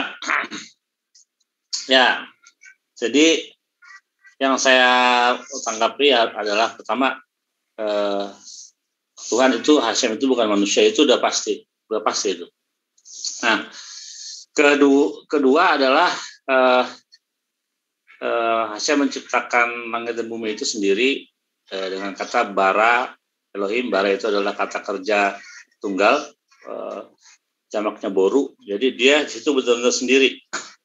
Baru di hari kedua nanti diciptakan malaikat, termasuk setan dan juga Gehinom di situ, atau neraka. Nah, kalau firman, jadi gini, firman itu adalah rangkaian kata. Rangkaian kata adalah suku kata. Langsung to the point aja Pak, tentang praeksistensi di dalam pemahaman Alkitab di PL bagaimana? Ya, ada di dalam pemahaman kami ada, tapi firman itu diciptakan, bukan firman itu adalah Allahnya. Tidak ada yang setara dengan Hasem. Bahkan firmannya tidak setara dengan dia. Dikatakan Efes Zulato, tidak ada satupun yang di sampingnya yang sejajar dengan dia. Gitu. Jadi nggak ada konsep firman jadi manusia, atau sudah ada sebelum Tuhan itu ada, gitu. Atau sejajar dengan Tuhan, gitu. Jadi firman itu tidak sejajar dengan Tuhan. Itu adalah teknik berbicara, menyampaikan sesuatu kepada manusia dengan bahasa manusia, gitu aja. Penjelasan tentang praeksistensi seluruh umat manusia di dalam diri Adam, bagaimana perjalanannya? Oh jelas. Semua kita adalah satu nesamah dengan Adam. Satu nesamah dengan Adam. Jiwanya satu, terbelah menjadi biliaran. Ya, dan itu diletakkan di dalam diri Adam. Kenapa? Dan itu ada di dalam diri Adam.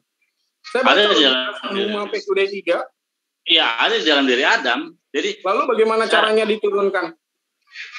diturunkan apanya? Ya maksudnya dari Adam itu sehingga nanti misalnya Nuh lahir ke dunia itu bagaimana perjalanan para ekstensi manusia yang sudah diciptakan saat Adam diciptakan?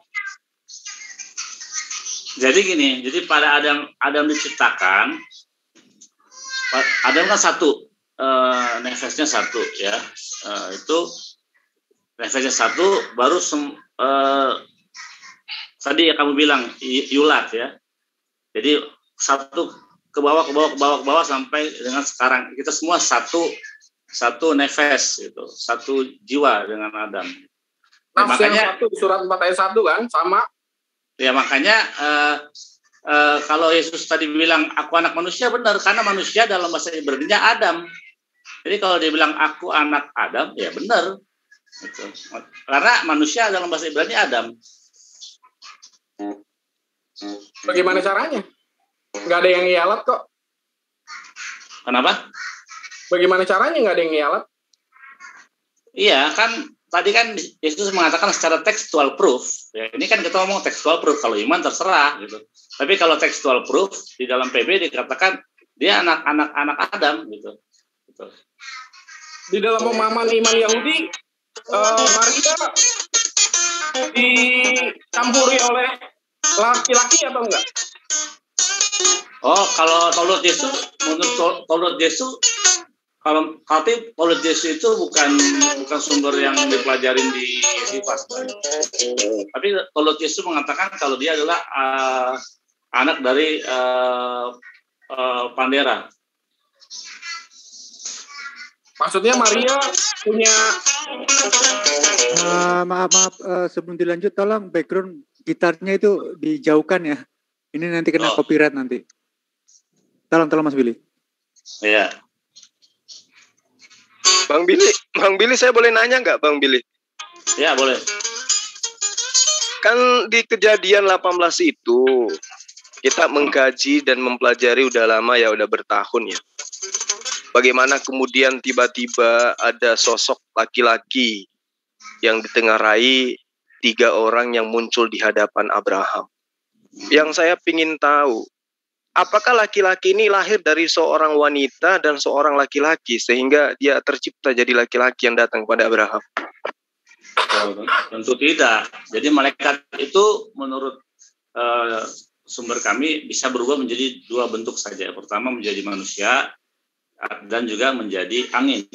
Malaikat. Berarti tanpa adanya persetubuhan antara laki perempuan, tiba-tiba saja ada laki-laki 3 orang gitu ya? Oh iya, bisa. Berarti Allah Maha Kuasa dong ya? Hasim Maha Kuasa ya? Menciptakan manusia 3 tanpa ayah tanpa ibu, bisa ya? Iya, bisa. Selesai nasi. Nah, kalau Hasim bisa nggak? Hanya karena sel telur wanita, bisa nggak dia menciptakan seorang manusia? Ya pasti bisa lah. Oh iya, udah itu aja Bang Billy. Thank you. Tidak ada yang tidak bisa lagi ya. Kalau firman Allah yang disebut ruh itu menjadi manusia, bisa nggak? Kenapa? Timer dijalankan dong. Kalau firman Allah yang disebut ruh itu menjadi manusia, bisa nggak? Firman Allah yang disebut ruh menjadi ruh. Nah, firman Allah kok ruah? udah beda lagi tuh. Kan firman Allah nggak. Kalau di salah satu pemahaman Alkitab, firman Allah itu disebutnya ruah. Anda bisa baca di mana? Ayat 11 ayat 4. Di mana ruah? Firman itu ruah. Yesaya 11 ayat 4. Ruah itu artinya semangat, bisa. Ruah itu bukan roh yang gentayangan kayak hantu gitu gentayangan, bukan begitu ruah. Coba dilihat di Yesaya 11 ayat 4. Di situ juga ada Bang Valen tuh, barangkali bisa menambahkan sepatah 2 kata. Gimana? Ada Mas Valen juga itu. Oke. Roh serupa udah banyak pusat-pusat di kelopak kurma di kulit hewan sudah ditulis. Ya lanjut aja Bro Billy. Saya masih itu mulai sebelah lanjut Bro Billy. Maknanya Ya saya berapa tadi? Menurut 11. iman Yahudi tuh Maria tuh dibuahi oleh laki-laki atau bagaimana? Maksudnya Maria tuh ada laki-lakinya sehingga ada lasyarnya Yesus gitu? Ada janin Yesus atau bagaimana di iman Yahudi? Kalau kamu nanya Yahudi soal Yesus, ya Yesus nggak pernah ada. Kalau nanya ya, kalau nanya soal Yesus, Maria itu fiktif semua gitu. Tapi ada buku yang pada waktu itu beredar ya, karena reaksi. Oh, berarti itu nggak ada ya Mas Billy di Yahudi ya, termasuk cerita dongeng itu sepertinya. Dongeng.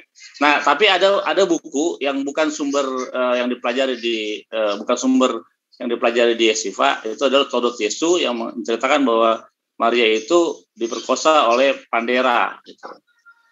Ya, Pandera. Saya tahu itu ada pemahaman itu. Artinya basyarnya Isa itu berasal dari yang memperkosa itu kan, kalau dalam pemahaman Yahudi. Jadi itu yang saya bilang bahwa Yahudi menolak Yesus sebagai inkarnasi Firman, mereka tinggal bilang bahwa Yesus itu Maria itu zina, ya diperkosa lah gitu, apapun namanya, sehingga basyarnya itu berasal dari ialah laki-lakinya, entah yang memperkosa atau entah yang Maria berzina, itu pemahaman Yahudi. Tapi kalau gini, kan itu bukan seperti itu. Itu Todot Yesus tidak dipelajari di di Yeshiva, bukan sumber yang setara dengan sumber-sumber rabinik. Itu adalah reaksi dari penyiksaan orang Yahudi pada waktu itu terhadap kekristenan gitu. Penyiksaan orang Yahudi yang dilakukan oleh kekristenan. Reaksinya begitu. Ya,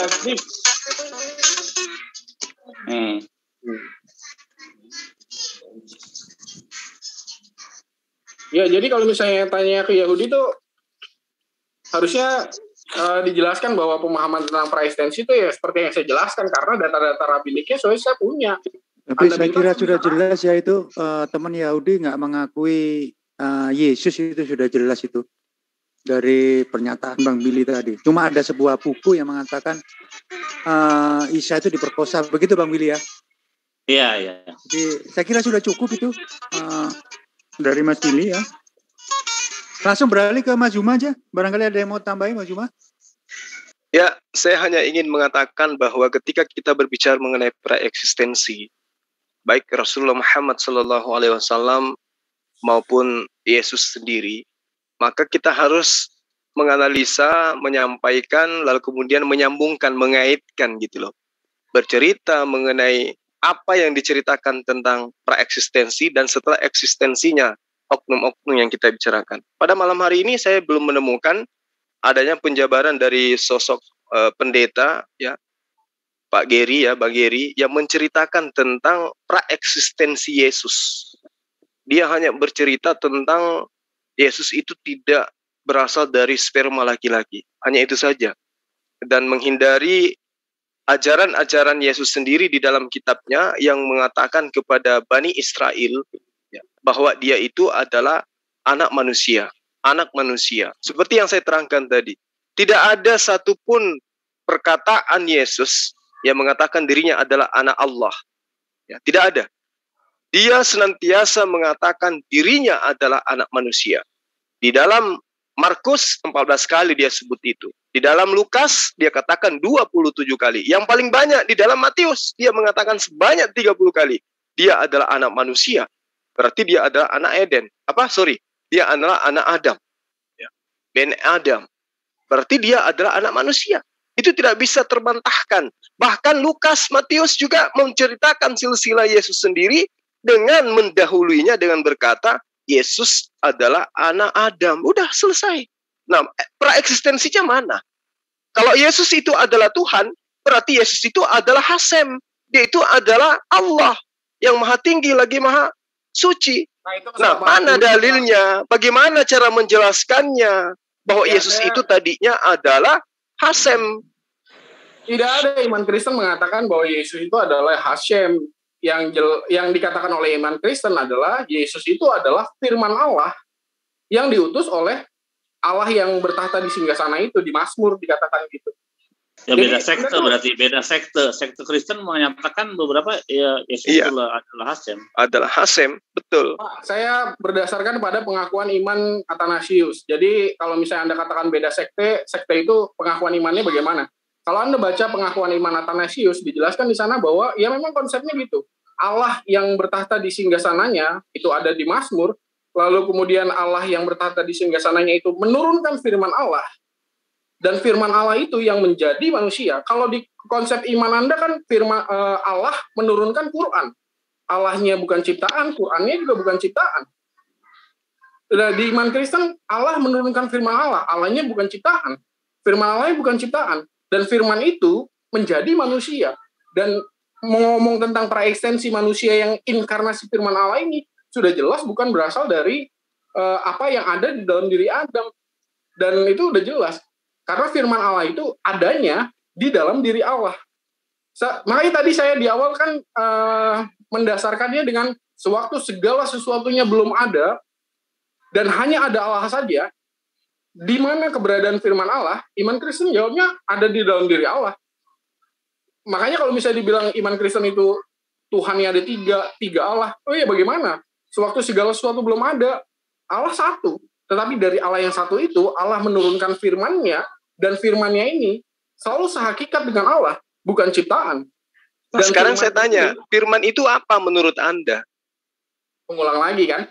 Saya udah jelaskan. Anda tidak menjelaskan firman itu apa gitu. Anda hanya mengatakan firman turun menjadi manusia. Itu firman itu apa sih sebenarnya?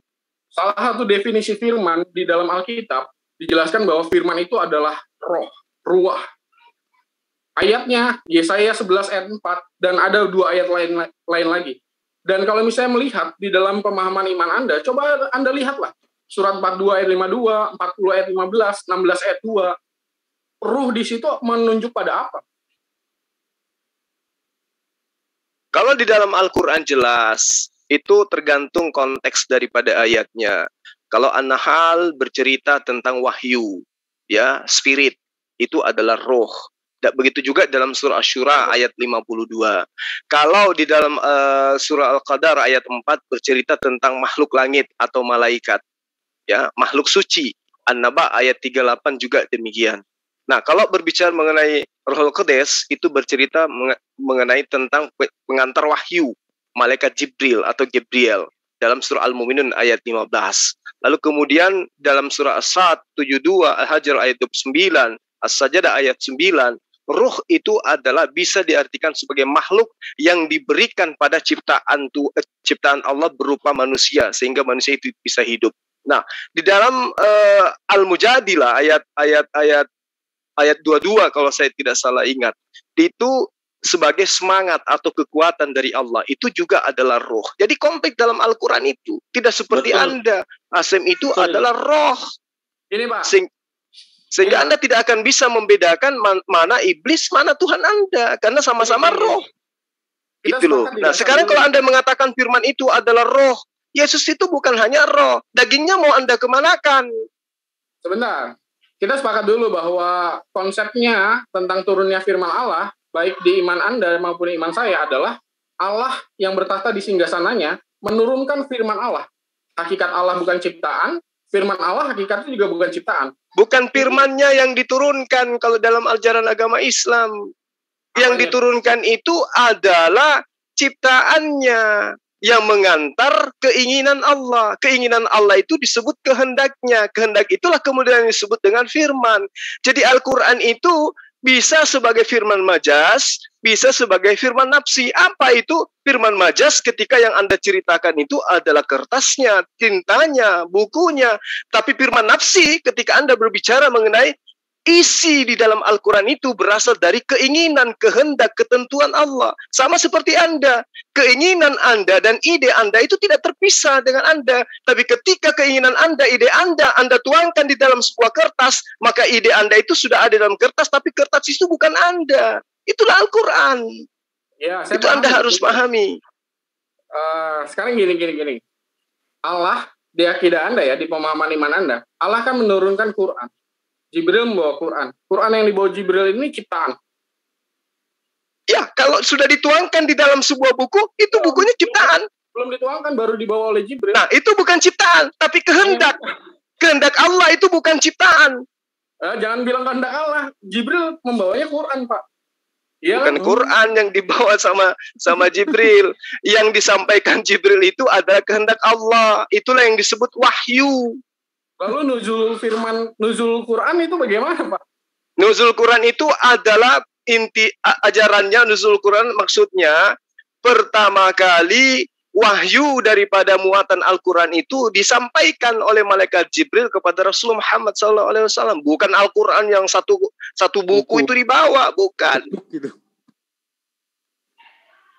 Ya memang bukan, karena pemahamannya nggak kayak gitu. Tetapi terus Allah menurunkan firman Allah, dan firman Allah di iman Anda itu adalah Quran, dan Quran bukan makhluk, bukan ciptaan. Coba Anda lihatlah surat 42 ayat 52. Dan demikianlah kami wahyukan kepadamu, apa di situ? Ruh di situ apa? Al-Quran, wahyu. Lalu ruh di situ ciptaan. Wahyunya bukan ciptaan. Ruhnya, bahasa Arabnya kan ruh. Iya, ruh yang dimaksud itu adalah wahyu. Bukan roh yang seperti Anda maksud dalam tubuh Anda, bukan. Demikianlah kami wahyukan kepadamu, ya, Al-Quran dengan perintah kami. Sebelumnya kamu tidaklah mengetahui apakah Alkitab, apakah Al-Quran, dan tidak pula mengetahui apakah iman itu. Tetapi kami menjadikan Al-Quran itu sebagai cahaya yang kami tunjuki dengan dia, siapa yang kami kehendaki di antara hamba-hamba kami. Dan sesungguhnya kamu benar-benar memberi petunjuk kepada jalan yang lurus. Iya, yang saya tanya adalah, ruh di situ kan Quran, menunjuk pada Quran. Artinya di situ bukan ciptaan. Atau Anda iya, emang benar. Ya iya, makanya saya bilang bahwa di dalam Alkitab pun firman Allah itu ada pemahaman tentang firman Allah adalah ruh. Anda boleh lihatlah Yesaya 11 ayat 4. Itu Yesaya 11 ayat 4 itu tentang mesianik. Ketika Allah meletakkan firman-Nya ke dalam Mesias, dan kemudian Mesias itu menyampaikan firman Allah, itu pakai bahasanya ruah, yang diterjemahkan nafas. Tapi kalau Anda melihat sabat.com, penjelasan Rabbi Yonatan, di situ dijelaskan bahwa ruah yang di situ maksudnya adalah perkataan yang keluar dari Allah. Makanya Yesus itu, apakah Yesus itu perkataan yang keluar dari mulut Allah? Oh iya, kalau di dalam iman Kristen, Yesus. Berarti Yesus keluar dari mulut Allah atau keluar dari rahim Maria? Firman Allah keluar dari Allah, Pak. Terus yang keluar dari rahim Maria siapa? Kalau di dalam iman Kristen, firman Allah itu keluar dari Allah. Dan firman Terus Allah, yang keluar dari rahim Maria itu siapa menurut Kristen? Sebentar. Makanya gini, sebentar. Kalau di dalam iman Kristen, firman Allah keluar dari Allah. Hakikatnya firman Allah bukan ciptaan, tidak memiliki awal. Allah juga tidak memiliki awal. Dan kemudian firman Allah itu diletakkan ke dalam rahim Maria. Dan firman Allah yang tidak memiliki permulaan itu menjadi manusia. Di situ konteks iman Kristen. Tidak ada iman Kristen yang mengatakan bahwa Hasyimnya sendiri yang turun ke bumi. Jadi perkataan yang keluar dari mulut Allah itu berubah wujud gitu? Ya, menjadi. Menjadi manusia? Iya. Terus yang menjadi matahari itu apa? Nggak ada pemahaman. Nah, itu karena Anda ingin menjadikan Yesus sebagai Tuhan. Padahal sesungguhnya matahari juga itu terlontar keluar dari mulut Allah. Jadilah terang. Maka jadilah terang itu. Dari mana terang itu berasal? Dari mulut Allah. Apa itu? Perintah. Apa itu perintah? Firman. Apa itu firman? Kehendak. Jadi Yesus dan matahari tidak bisa dibedakan. Sama-sama ciptaan berasal dari firman Tuhan, kehendak Tuhan. Itu yang Anda harus pahami dengan baik.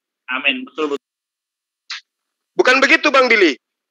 Betul. Ya, betul. Saya setuju sekali. Benar itu. Jadi sebenarnya firman itu berawal adalah Hasyim. Berawal pada baik, waktu sudah habis saya beri tadi ya. Amin. Sudah habis, jadi diskusi kalau diteruskan ini nanti nggak bisa habis, Mas Billy. Mas Billy, kita riset dulu waktunya 5 menit. Closing statement aja, Pak. Iya, ini kita riset dulu 5 menit. Baik, nanti Mas Billy boleh closing, ikut closing juga boleh. Silakan Mas Billy, 5 menit ke depan, monggo. Iya, jadi firman itu berawal dengan bunyi berfirmanlah Tuhan. Jadi Bereshit bara Elohim samem ve'aharet hayat towahu. Eru Elohim merakabet alpenahamim. Fayomer Elohim. Nah, baru nongol di situ. Firmanlah Tuhan. Berfirmanlah Tuhan.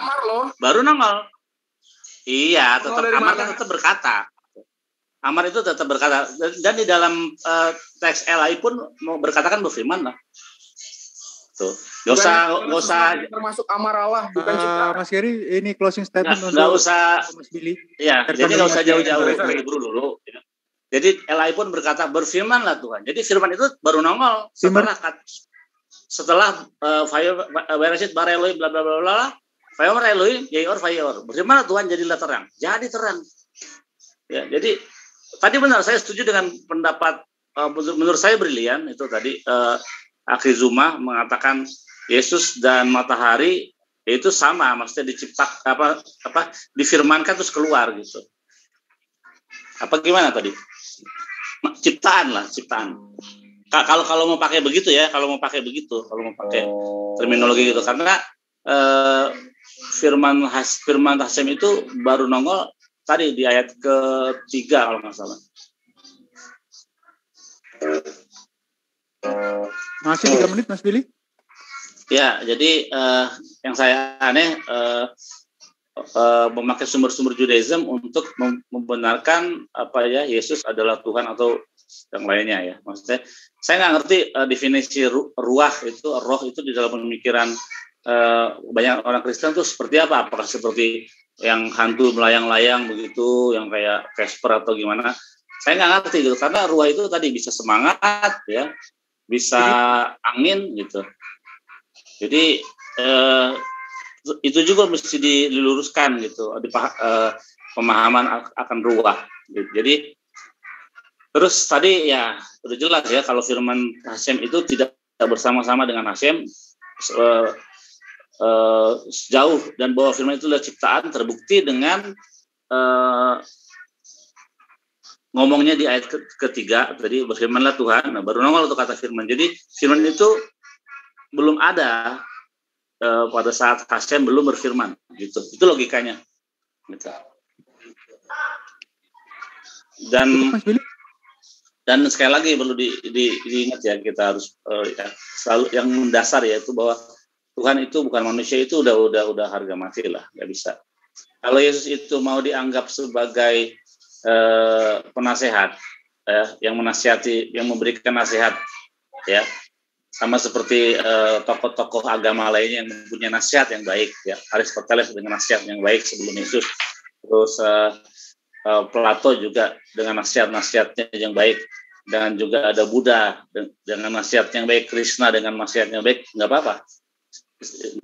Seperti Teguh, siapa tuh motivator Teguh, apa itu nggak apa-apa. Mario Teguh nggak apa-apa, seperti itu Yesus. Nah, tapi kalau Yesus jadi Tuhan, wah itu berabe itu. Kalau Yesus sebagai Hasem atau tadi saya juga sedikit kaget bahwa ini ada yang orang Kristen tidak mengakui Yesus itu adalah Hasem. Baru bagus juga ini. Cuman saya nggak ngerti itu bagaimana. Mungkin sedikit lagi udah mencapai pencerahan total kayaknya ini. Kayaknya karena mengalami pencerahan totalnya. Coba biarkan dulu Mas Gary. Biarkan Mas Billy menyelesaikan timurnya. Semua orang Kristen kebanyakan mengklaim kalau Yesus itu adalah Yahweh gitu, dibilang Yesus itu adalah Yahweh itu adalah Yesus gitu. Nah, baru kamu aja nih yang mengatakan bahwa Yesus itu bukan Yahweh, bukan YHWH. Ya, baru Yesus kamu. Itu adalah firman YHWH yang turun ke bumi. Mas Gary, ini sesi closing, jadi nanti dibantahnya setelah ada waktunya. Tapi itu tidak ada di dalam sumber Judaism. Dan kamu pakai Talmud sebagai macam Talmud, semua kamu pakai sumber-sumber Yahudi, tidak ada yang membenarkan Yesus itu adalah firman yang menjadi manusia, tidak ada. Jadi kamu bisa percaya, Anda jadi Kristen, bukan lagi jadi Yahudi. Lah, kenapa kamu pakai sumber-sumber kita? Kan aneh, kamu pakai sumber Talmud, pakai sumber Gemara, pakai sumber Midrash, tapi mau di-Yesusin ya nggak bisa. Di mana ada firman menjadi manusia di dalam pelajaran Judaism? Coba di mana? Murid Yesus itu kan Yahudi, Pak. Iya, saya bukan. Mas Gary, tolong ditahan dulu. Nanti ada waktu. Tukang McDonald di Israel juga orang Yahudi. Tukang sapu di Israel juga orang Yahudi. Gitu. Jadi maksudnya gini, kalau kamu memakai sumber-sumber Yahudi untuk membenarkan Yesus itu adalah Tuhan, kamu akan jadi toksik buat diri kamu itu. Maksudnya hal-hal yang kamu pelajari itu kan jadi racun buat kamu gitu. Karena itu nggak nyambung dengan kekristenan, ya. Midrash Talmud itu nggak nyambung dengan kekristenan, terutama dalam menuhankan Yesus. Nah, makanya kalau kamu mengatakan Yesus itu bukan Hashem, udah benar itu, udah benar. Nah, kalau firman Yesus itu adalah firman menjadi manusia, di mana sumbernya? Di dalam Judaism, di dalam Tanakh atau tulisan-tulisan Rabbinic, nggak ada. Dicarinya di mana? Makanya jangan mempelajari sumber-sumber Judaism untuk membenarkan Yesus adalah Tuhan. Ya, itu bisa, atau Yesus adalah firman yang menjadi manusia, berinkarnasi lagi jadi manusia. Itu bisa jadi racun buat diri kamu sendiri. Gitu. Itu aja pesan saya. Mendingan tetap kita Kristen. Baik, terima kasih penjelasannya Mas Billy, sangat bagus sekali. Silakan Mas Gary 5 menit untuk closingnya. Ya, ini Pak Billy ini kalau di Islam ini Mutazila ini mengatakan firman Allah itu diciptakan, dan itu sudah sesat, kafir di Islam itu. Jadi kalau misalnya Pak Zul, kamu nggak perlu nyinggung pribadi ya. Kamu nggak perlu pribadi kalau kamu mampu. Itu kamu pribadi. Saya nggak menyinggung pribadi. Maaf kalau kamu ngatain orang kafir itu udah nggak bagus itu. Nggak benar kamu itu. Gini kan saya bilang, Anda itu kalau misalnya mengatakan firman Allah itu hanya ciptaan, kalau di Islam itu. Iya, tapi menurut saya sih Mas Gary tidak bisa itu membanding-bandingkan ataupun memasukkan Mas Billy ke ajaran orang lain atau menganalogikan, itu kurang bijak saya kira itu. Ya udah, oke, saya cabut deh yang itu. Ya. Lebih baik closing saja, closing sesuai dengan keimanan Anda. Sampaikan keimanan Anda. Jadi kita di sini akan melihat bagaimana toh keimanan Anda. Mas Billy sudah jelas posisinya kok. Posisinya di Yahudi. Tuh, silakan. Jadi kalau di iman Kristen sudah jelas bahwa berdasar juga pada keterangan-keterangan dalam Perjanjian Lama. Murid-murid Yesus itu orang-orang Yahudi semua. Yang menerima Yesus sebagai inkarnasi firman jadi orang Kristen, yang menolak ya tetap jadi Yahudi. Nah, saya mau mendasarkan gitu, bahwa kalau dikatakan, Pak Billy mengatakan bahwa firman Allah itu adalah ciptaan, sudah jelas iman Kristen menolak itu. Karena firman Allah berada di dalam diri Allah, dan di dalam diri Allah pasti tidak ada yang dikatakan ciptaan. Karena kalau misalnya dikatakan ciptaan, berarti di dalam diri Allah terdapat suatu ciptaannya. Dan itu tidak mungkin. Dan sewaktu Yesus mengatakan, aku keluar dan datang dari Allah, itu sudah menegaskan bahwa praeksistensi Yesus berada di dalam diri Allah yang berbeda dengan praeksistensi semua ciptaan yang lain. Praeksistensi semua ciptaan yang lain itu tidak ada. Nggak ada praeksistensinya, karena diciptakan dari tidak ada jadi ada. Adam itu diciptakan dari tidak ada jadi ada. Kalau mau merujuk kepada mulanya ya, pada mulanya kan air. Air lalu jadi tanah lalu jadi Adam. Adam lalu di dalam diri Adam itu diciptakan juga seluruh praeksistensi manusia. Nah, itu udah jelas perbedaannya. Dan kemudian tadi berkali-kali menyamakan Yesus itu Hashem. Kalau Anda melihat iman Kristen yang benar, patokannya pada pengakuan iman Athanasius, sudah jelas dikatakan bahwa Yesus adalah firman Allah. Bisa dibedakan dengan Hashem, dengan Bapa, tetapi tidak bisa dipisahkan hakikatnya, karena bukan ciptaan. Dan ini menunjuk pada konsep Allah menurunkan firman Allah ke bumi. Dan kalau misalnya di iman Kristen firman Allah itu menjelma menjadi manusia, ya kalau bisa dikatakan apakah itu tidak mungkin? Ya mungkin aja, bisa aja. Kalau di dalam iman Kristen mengimani hal itu. Dan kemudian kalau misalnya melihat tentang definisi firman, saya udah jelaskan berkali-kali. Anda boleh lihat di penjelasan di Perjanjian Lama bahwa salah satu definisi firman adalah roh. Di Mazmur 33 ayat 6, Yesaya 34 ayat 16, dan yang paling kelihatan adalah Yesaya 11 ayat 4, karena di situ ada penjelasan Rabbi Yonatan yang mengatakan bahwa ruah di situ yang diterjemahkan oleh LAI menjadi nafas, itu adalah perkataan. Maka perkataan Allah adalah ruah. Dan sewaktu iman Kristen mengatakan bahwa Allah menurunkan firman Allah, dan firman Allah itu adalah ruah, yang maknanya ruah, dan kemudian ruah itu diletakkan ke dalam rahim Maria, dan firman itu yang menjadi manusia, maka disitulah konteks iman Kristen memahami Yesus sebagai ilahi. Dan berbeda dengan iman Islam memang. Karena Islam itu menganggap Isa itu diciptakan dengan firman Allah, bukan firman Allahnya itu yang menjadi, tetapi firman Allah itu menciptakan. Kun fayakun, jadi Isa, bukan firman Allah itu yang menjadi Isa. Jadi kalau misalnya bahas praeksistensi Yesus atau Isa di dalam iman Kristen dan Islam, seharusnya sih sama ya. Karena, bukan seharusnya sama, tapi sudah jelas kalau dalam pemahaman saya, karena di iman Islam juga dikatakan bahwa Yesus itu diciptakan dari firman Allah, artinya tidak ada kaitan dengan Adam. Karena kalau kaitan dengan Adam, kalau di pemahaman Alkitab ya karena Yalat itu dari sperma.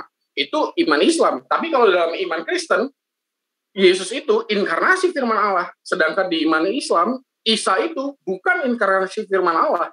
Karena Isa diciptakan oleh firman Allah. Jadi kalau misalnya mau lihat ya kesejajarannya, lihatlah firman Allah yang bermakna ruh itu. Di dalam akidah Anda ada, surat 42 ayat 52, tadi sudah dibahas, ruh di situ adalah Quran. Pak Zul mengatakan hal yang sama, dan di dalam Alkitab di Perjanjian Lama, ruh juga bermakna firman salah satunya.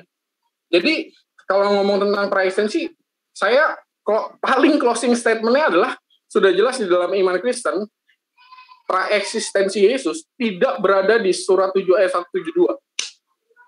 Praeksistensi Yesus berada di dalam diri Allah.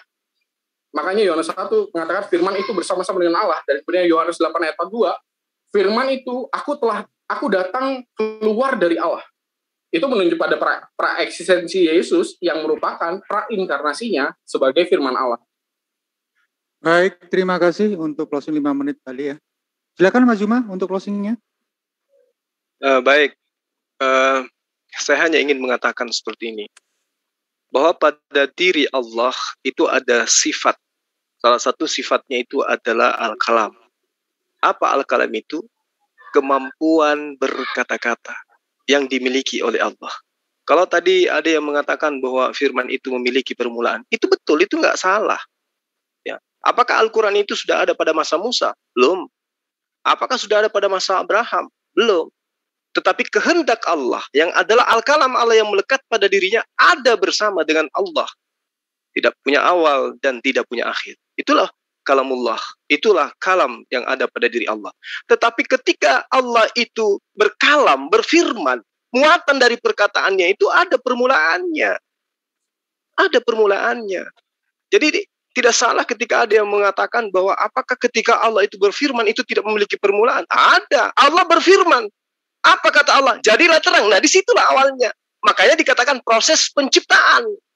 Ketika Allah menciptakan, ada prosesnya. Berawal. Bagaimana proses Allah menciptakan? Dengan cara berfirman. Berarti firman itu memulai adanya ciptaan. Nanti ketika Allah berfirman, baru ciptaan itu ada. Jadilah terang, jadi terang. Apa yang mengawalinya? Perkataan. Nah, bagaimana dengan kalam? Kalam itu yang tidak memiliki awal. Kemampuan berkehendaknya Allah yang melekat pada dirinya itu yang tidak memiliki awal. Itulah yang disebut sifat kalam terhadap Allah. Nah, orang-orang yang tidak memiliki ilmu nggak paham sampai ke sana. Sampai membawa mutasila dan seterusnya. Saya hanya ingin mengatakan gini. Kalau berbicara mengenai praeksistensi, berarti berbicara mengenai sesuatu yang belum ada, tetapi diceritakan. Bahwa akan ada, gitu loh. Nah, celakanya di sini, ketika saya menjelaskan tentang Ali Imran 81, itu berarti bercerita tentang datangnya seorang rasul yang betul-betul tercipta. Datang seorang rasul. Tapi ketika berbicara mengenai praeksistensi Yesus, berarti berbicara mengenai praeksistensi Tuhannya Kristen. Tapi sayangnya tidak ada itu. Ketika ia ingin mengambil kitabnya Bani Israel dari Yudaism, ketampar sama Yudaism. Tidak lolos dia mengambil Hasem, praeksistensi Yesus adalah Hasem menjadi manusia. Sehingga dia mengatakan, oh tidak, kami tidak mengambil Hasem menjadi manusia. Itu kata Allah, tapi kata sekte lain. Bahkan ada yang mengatakan, Tuhan kami satu. Papa, Hasem, ya Yesus itu juga. Berarti yang ditampar, diseret, diludahi, dibunuh, ya Hasem menurut konsep sekte yang lain. Jadi saya hanya ingin katakan begini, bahwa praeksistensi Rasulullah Muhammad Sallallahu Alaihi Wasallam sebagai utusan, sebagai nabiin, kemudian disebut sebagai yuzaki yang mengajarkan pengampunan dosa, penghapusan dosa, bagaimana manusia bisa menghapus dosanya sendiri dengan cara bertobat. Itu sudah ada praeksistensinya di dalam kitab kami, bukan di dalam kitabnya Yudaism yang kami ambil lalu kami label dengan perjanjian lama demi melegalkan kitab kami dengan label perjanjian baru. Tidak. Al-Quran eksis dengan pernyataannya sendiri. Rasulullah Muhammad SAW telah diceritakan jauh sebelum dia diciptakan menjadi manusia, menjadi rasul, sesuai dengan apa yang dinubuatkan tentang dirinya dari Ali Imran 81. Tapi Yesus hanya lari kepada aku ada sebelum Abraham ada. Itu nggak ada apa-apanya. Salomo di dalam Amsal 8 ayat 22 dan seterusnya. Dia ada sebelum langit digariskan. Jauh lebih hebat dari Yesus. Yesus ada, nanti ibunya ngeden, baru dia ada. Praeksistensinya dia sebagai Tuhan tidak ada. Tapi apakah kemudian dia di Tuhan? Ada. Apa yang dijadikan sebagai acuan menuhankan dia? Firman menjadi manusia. Padahal alam semesta ini juga adalah firman yang menjadi alam semesta. Jadilah terang, jadi matahari. Jadilah bumi, jadi bumi. Jadilah ikan, jadi ikan. Nah, apakah kemudian ketika Allah mengatakan, jadilah ikan, maka Allah itu menjadi ikan? Jadilah monyet, maka Allah menjadi monyet? Tidak. Seperti juga Anda, ketika Anda mengatakan, jadilah kucing, apakah Anda menjadi kucing? Tidak. Itulah Allah. Ketika dia ingin menciptakan segala sesuatu yang dimanifestasikan dari firman dan perkataannya itu adalah ciptaan. Sekali lagi saya ingin mengatakan, semua yang keluar dari diri Allah, itu adalah ciptaan. Semua yang terlontar dari mulut Allah itu adalah ciptaan. Berasal dari kehendaknya. Yang bukan ciptaan adalah sifatnya, kehendaknya, keinginannya, idenya, gagasannya, spiritnya. Itu bukan ciptaan. Karena berasal dari dalam dirinya. Kemudian dituangkan dalam bentuk firman, pernyataan, penjabaran terhadap makhluk. Supaya makhluk mengetahui dia ada yang menciptakan. Bukan ciptaan dianggap menjadi pencipta. Selesai, terima kasih. Baik, terima kasih Bang Juma, Mas Valen, dan juga Mas Gary. Kalau boleh saya rangkum sedikit ya.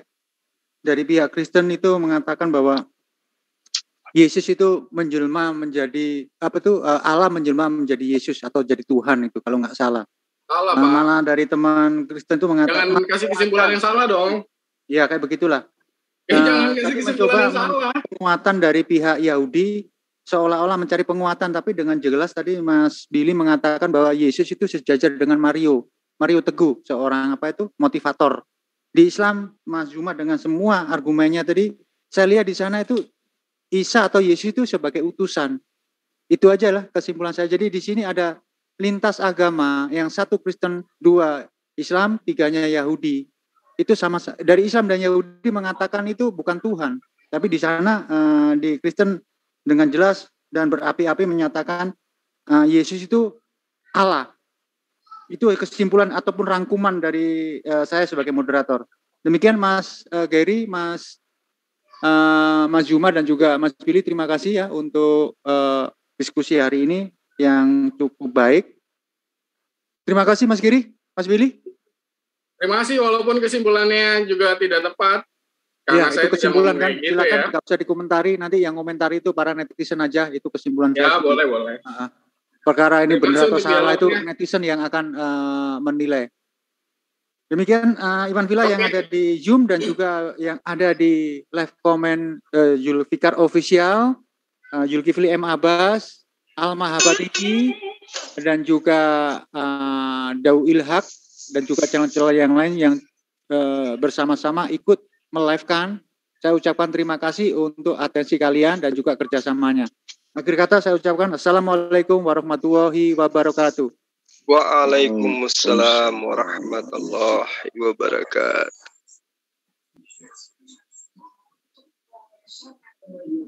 Baik Mas Giri, barangkali tadi ada kesalahan saya waktu saya memoderatori, salah kata ataupun salah ucap, saya minta maaf Mas Giri dan juga Mas Billy, Mas Juma. Ya.